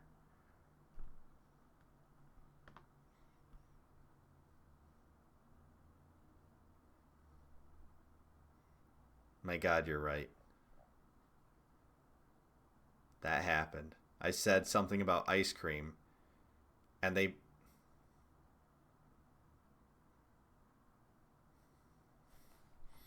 Can I talk about how much I hate this targeted advertising?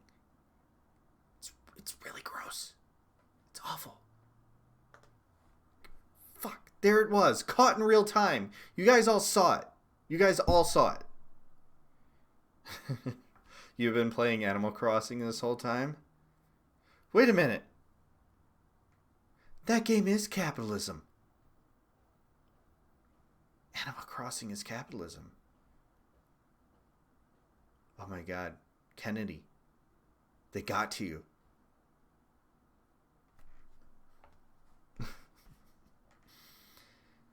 I can't believe that happened in real time.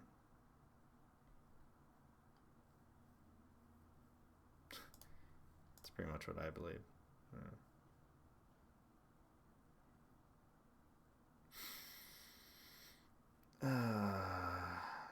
Trying to see if there's anything interesting that's come up while I've been streaming. Ooh, new Eli Valley.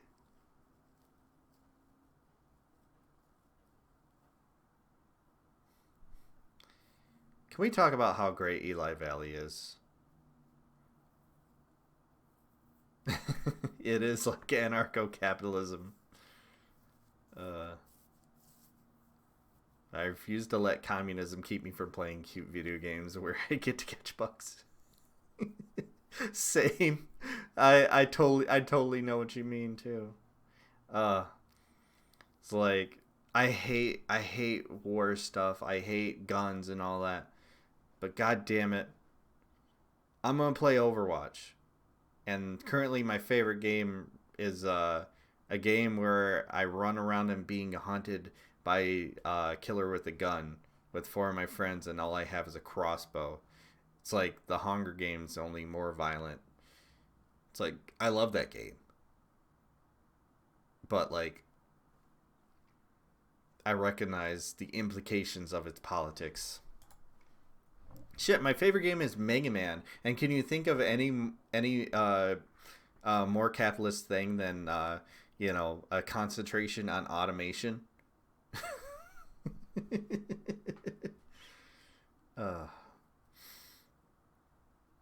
I can't do Chuck Todd again. I can't do it again.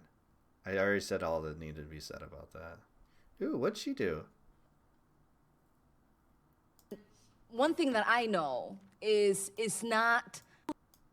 I'm a little frustrated because I heard a lot about love. And one thing that I know is not because of the lack of love that we're not able to feed our children. It's not because of the lack of love that we are able to house people. It's not the lack of love that we are unable to save people from dying because they don't have health care. It's not because of lack of love that you were able to finish college because you got help with childcare. Love has nothing to do with this, and if you want to bring love into this, you got to bring radical love, because radical love means that we radically love every single person within our communities to make sure that we are providing for them the basic rights as humans. That's what love is. And that's the godly thing to do. You can't pray for your children to be fed, so you're not crying because they're crying and they can't go to bed. You cannot pray for your medical bills to disappear. You cannot pray for the mold to stop poisoning your children in the classrooms.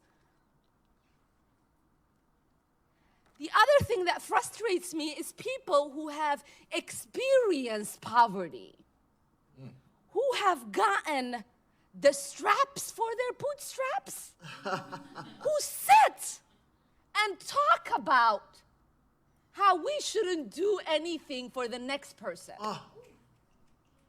See, as someone who knows severe poverty, I lived in a refugee camp on the floor, no water, nothing. And I hear somebody say here in the United States, they're fine with their grandparents not having running water? And that's supposed to be okay? We don't get to have those kind of conversations. The conversations we get to have is how we are responsible for fully funding our schools so all of our children have the opportunities we have as we sit in this room. We get to talk about the kind of opportunities we have as government to make sure health care is provided to everybody so that we don't have people dying in the United States because they can't afford insulin. The conversation we get to have is making sure that there are no children going to sleep hungry or being shamed in classrooms and in lunchrooms because their families don't have enough money to pay for their lunch. The conversation we get to have about the kind of poverty we have in this country is the kind of poverty that says it is okay for us to take photo pictures with veterans and be okay with the fact that they're sleeping on the streets here in the United States. So as an immigrant, as someone who came to this country, hearing about American exceptionalism and prosperity, I am appalled that we get to sit here and have conversations as Americans about being the most charitable country in the world and not being charitable enough to house our homeless, feed our children, care for our veterans. What is charitable about that? So I ask you, the kind of systematic barriers that exist in prosperity, that's the conversation we should be having.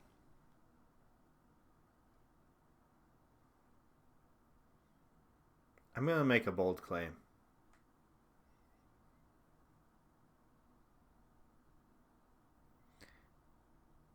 Ilhan Omar is everything we wanted AOC to be and more. AOC's good. Ilhan is great. If there were ever going to be a reason to change the requirement for citizenship to become president, it should be for her. She is fucking brilliant. That right there was 100% true. 100% real. I'm just gonna retweet this. Just gonna make that happen. Because holy shit, that was good. And she's fucking right, okay? She's fucking right. You know?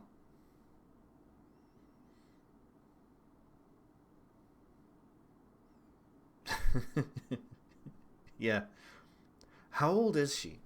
Because the age thing, they'll never change. They'll never change the age thing. And to an extent, I get that. You don't want fucking 23-year-old Kyle Kashuv running for president.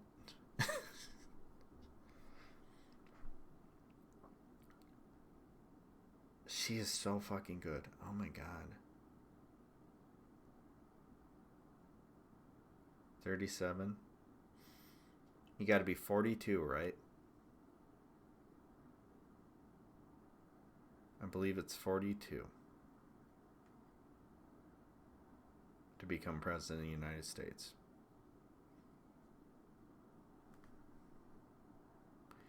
That's about 5-6 years we have to change that requirement just for her to be able to run. Because honestly, she's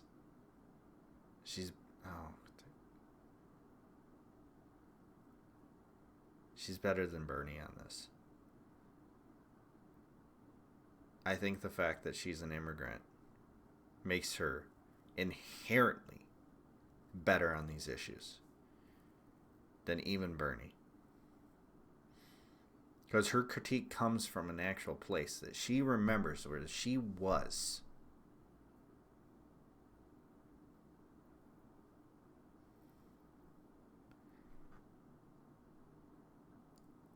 You know? And I'm glad she's where she's at. We need more Ilhan Omars. Because look at the appeal she made there. You know? She made the appeal to everybody's moral superiority as Christians. We're so Christian. We're so Christian. We pray for you. We pray for you. You know, my city is majority Christian. You know, I can't help but make the Flint comparison. But I mean, here I am. We're talking about poverty in the U.S. And here I sit in the most poverty-stricken city in the country.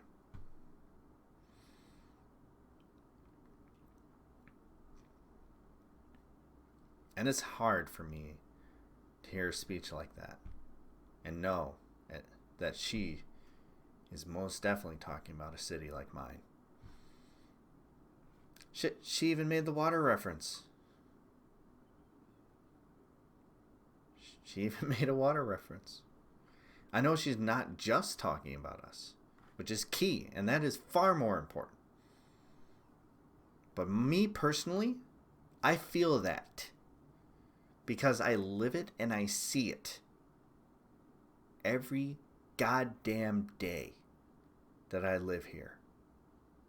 I love my city and I love the people that live here. And I believe that we have the ability to be better and to achieve if given the opportunity. But here on its own, we don't have that.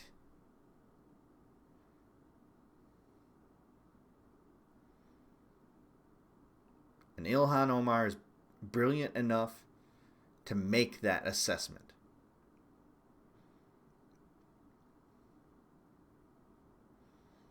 She is the best person in Congress. Better than AOC and better than Bernie. I love me some Bernie. AOC, very good on a lot of things. She's been great on a lot of things.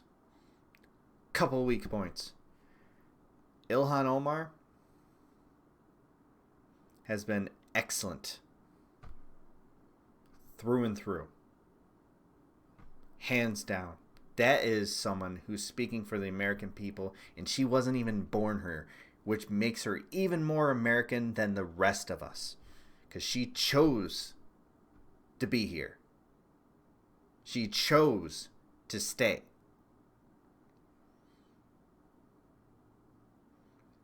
Did you? She's fucking great. You know? Rashida Tlaib is great, and she represents part of my state, and stan her completely. But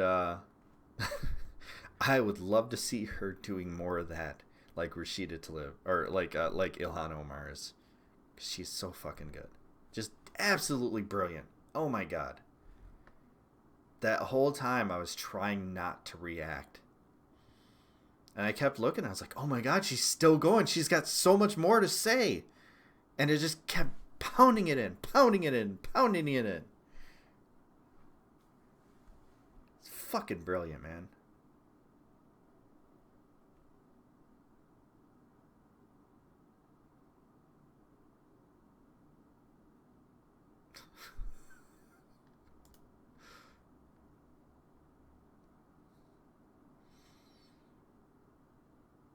But hey, at least this guy's running for president instead of Ilhan Omar.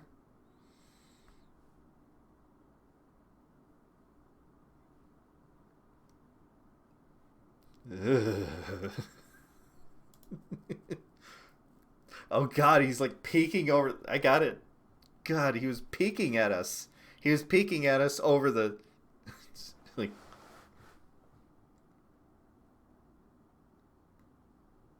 It's fucking Seth Moulton, is that his name? Yeah, Seth Moulton. What the fuck was that? No Destiny. No Destiny. Oh, here we go. What's this?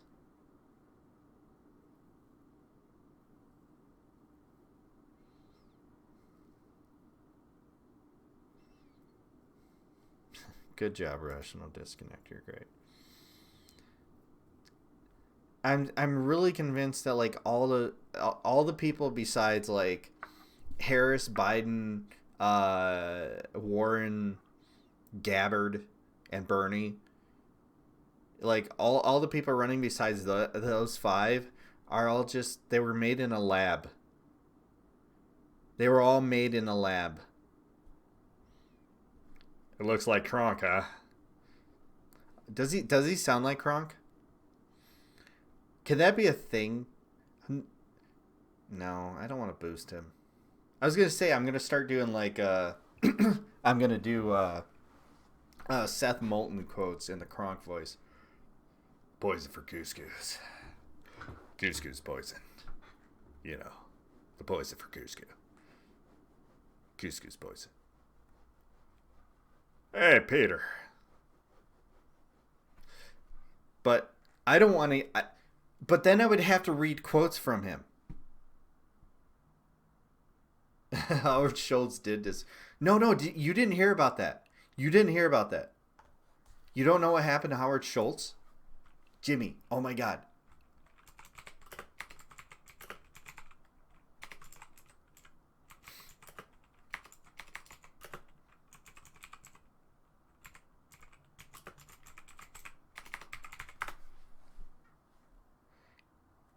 He didn't just disappear.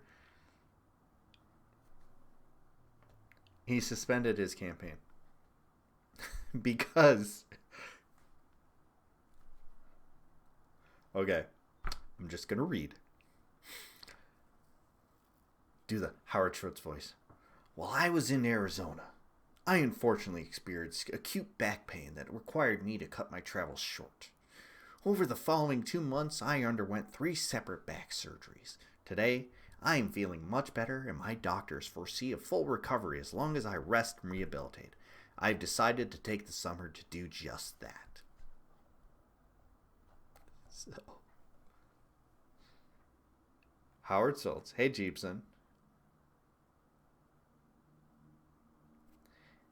He's saying he still might. He's saying he still might. But so far, he dropped out because he had back surgery. Which, don't get me wrong, back surgery is a difficult thing to go through. Oftentimes, it doesn't cure the pain. Oftentimes, it makes it much worse. Not my grandma who just died, but my grandma who's married to my grandpa who just died. One of the things that ruined her life, that made her later go on hospice, was a back surgery that got botched, because they can get easily botched because there's a lot of wiring back there that can easily get fucked up. So always be very careful getting back surgery.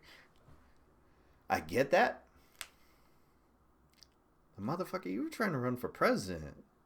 You were trying to run for president. And you dropped out because of a little back pain.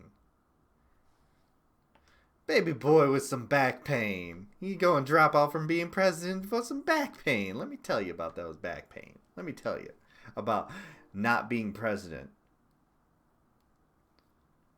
Trying to protect your tax cuts because you got some back pain. Oh, Bernie's going to give you a real pain in the back. Oh, yeah. Bernie's coming for you, buddy. Yeah, I can't believe you missed that, Jimmy. Yes, he dropped out because of back pain. So he's not running. I see hot burn. Yes. Oh, God, yeah. Bernie's still right on Iran. Nailing it. Cole James Cash is back on Twitter. Thank you for that.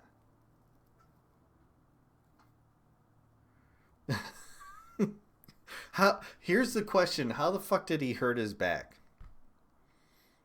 Was he accidentally poisoned by drinking some of his own shitty coffee?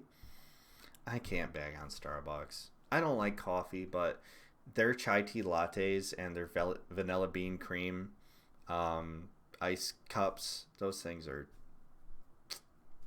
I love them. I love them. I don't buy them too often because they're $5 fucking.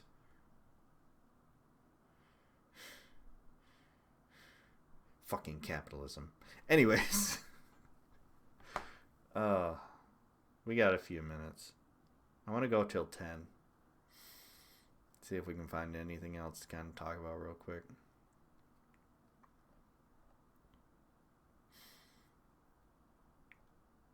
I don't know, man. You know, what's really nice is, like, I'm able to find all these things to keep me preoccupied. Yeah, lifting his massive ego. But,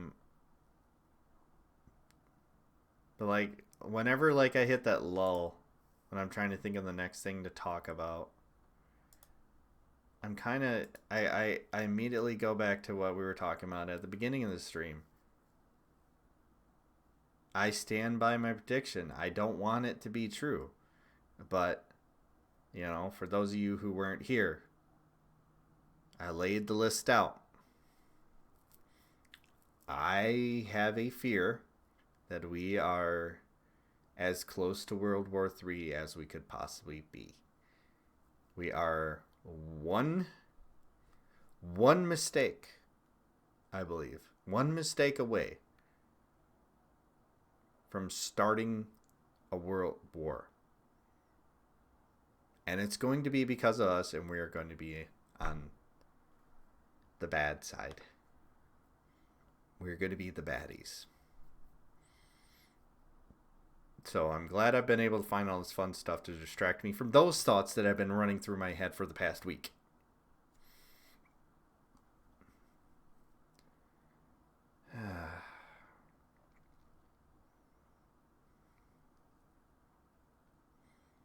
Yeah, thank God we have an isolation. Blah, blah, blah, blah.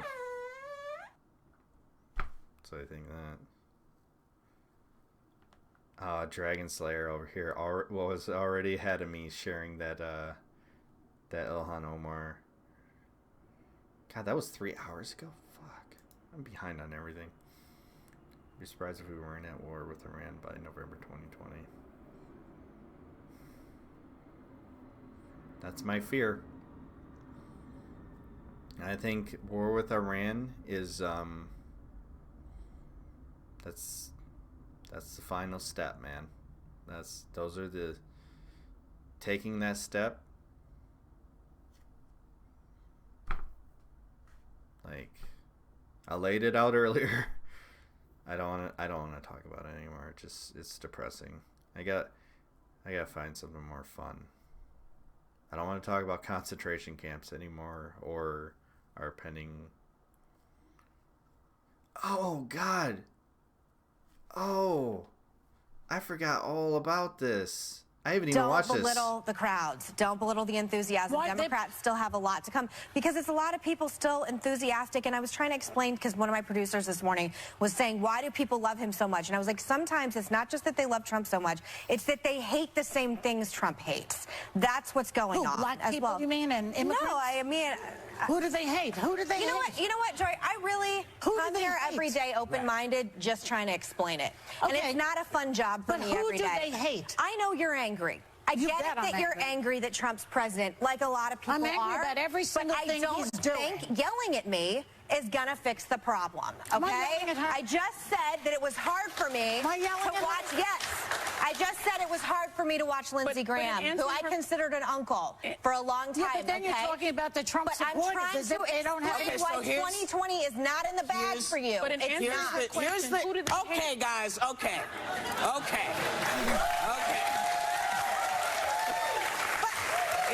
it's a great discussion, and we can go back to it. I just need everybody to take a beat. But being a sacrificial Republican every day, well, I'm just trying to. Here's the thing. Don't feel bad. Hang a second. Hang on a second. She's not the She puts herself there. She's not the sacrificial Republican on that panel. Just, you don't know when to shut the fuck up. My father, my father, my father. Shut the fuck up, you dumb bitch. Like, seriously. Just stop talking. And you wouldn't have as many problems. If she knew when to just make her point and stop. Just stop. She would not be hated on as much. Because you look next to her and you see fucking, God, what the fucker's her name? The other failed daughter. Her shit isn't anywhere and she says dumb shit. She believes dumb things.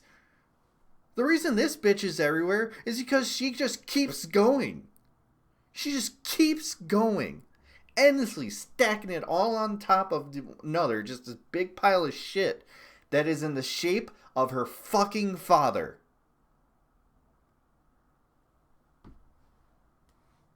Like a fucking mantle that she keeps in her closet. My father, my father, my father. Let me tell you about my father. Let me tell you about my father. When my father, Lindsey Graham was like an uncle to me.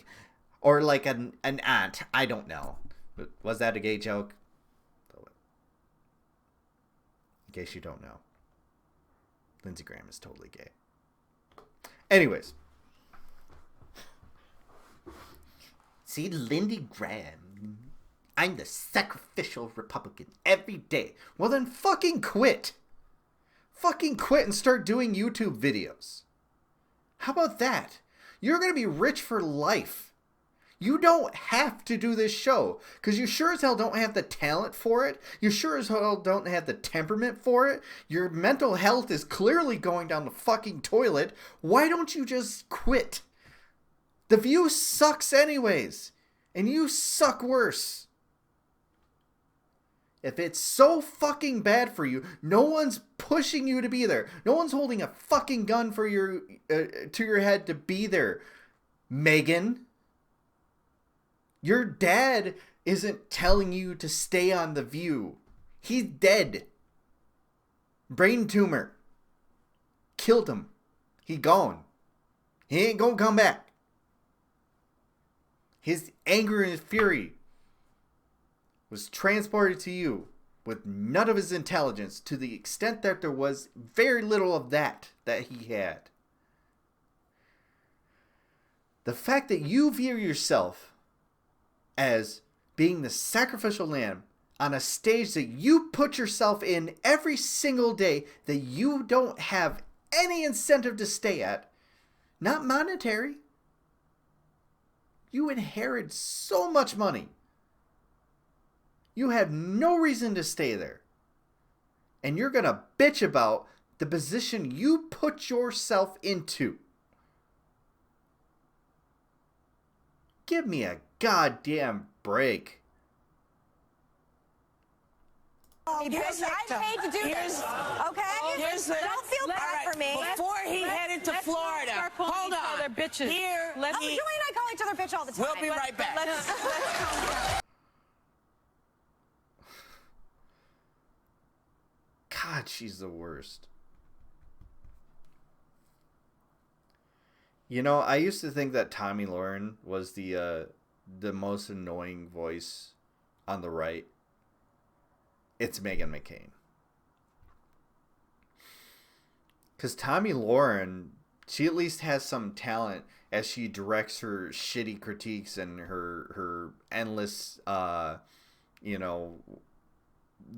insult thesaurus type shit on the world. You know, especially after she got a hairdresser that was able to hide her giant 5 head.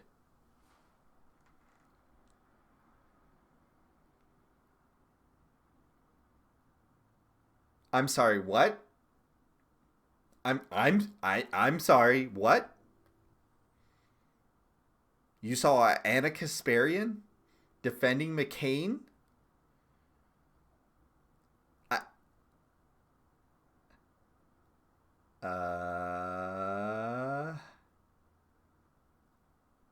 That ain't good. Don't forget about Tommy's nose job.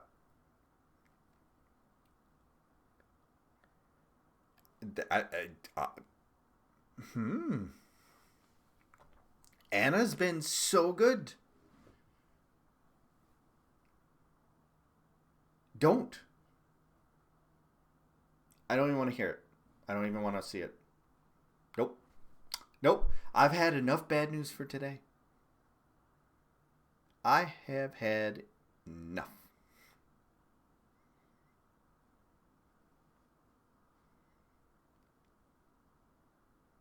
But Hannah, we know that it was the racism.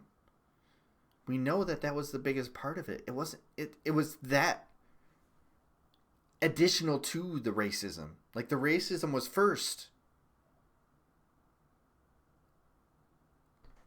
There's been polls.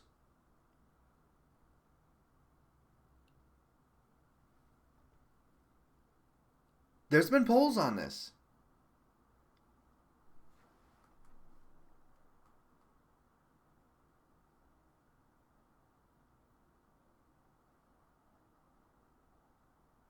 Oh, Anna. You done fucked up. See, now I need to find another fucking puppy video to make me happy. Jesus Christ. What's happening? Ooh, I know just the one. Hang on.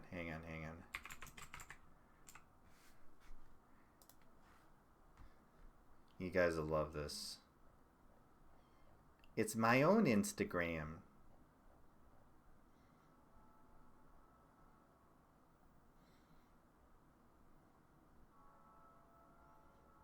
Okay. This is the cutest puppy video in the world. This will make everybody happy, and then we're going to end, okay?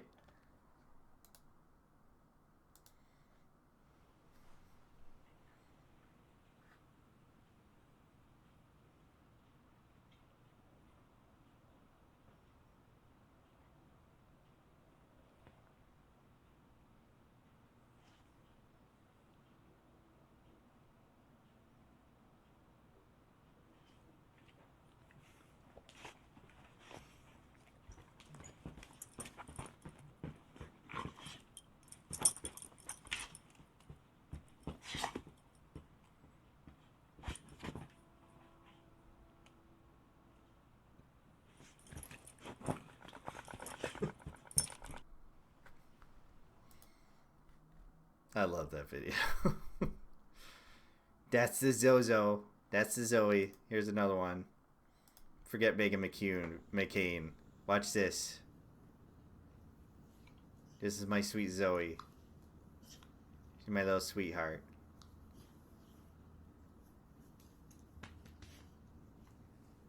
This is my little sweetheart. Yes. Zoe.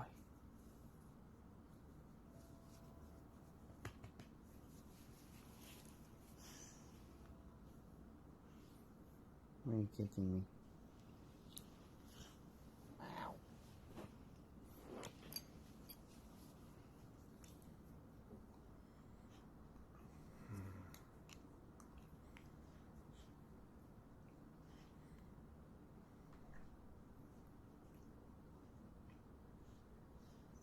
I can still do that with her. She never bites down.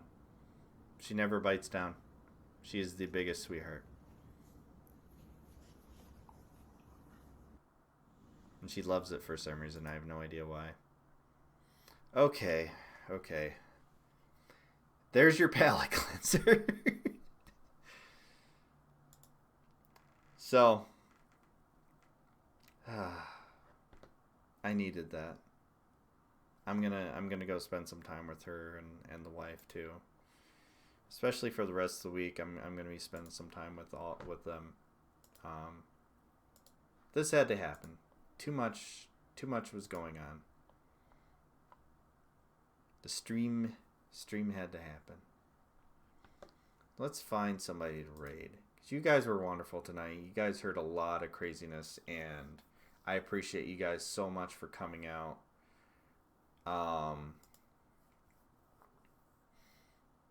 Yeah, I just we need to find whatever we can in our life to be happy about and hold it dear right now. So at least when everything looks like it's going to shit, we'll have that.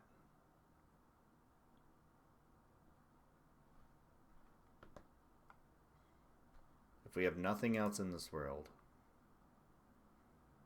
we'll have the people we love. We can hold them dear.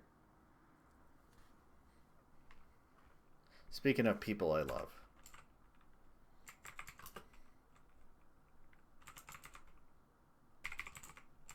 my boy Thriller Gaming is streaming right now. And he's awesome. He's playing Dead by Daylight. Possibility that my wife's playing with him. I don't know. I gotta drag her ass to bed. I'm gonna send you guys over to him because he's a great guy. Love him to death. We play games with him all the time. He's one of the people that is stuck around to help support me and Glam, and we love him to death. So, you know, next week we're probably gonna do this again. I don't know. I'm gonna be looking into another guitar streams pretty soon. But spend some time with Thriller. Great guy. He does voice changer stuff, and you know, he's great. Boom. Scared the shit out of me. My chair did a thing. All right. We'll see you guys later. Have a wonderful week. I'll see you on the Twitter sphere.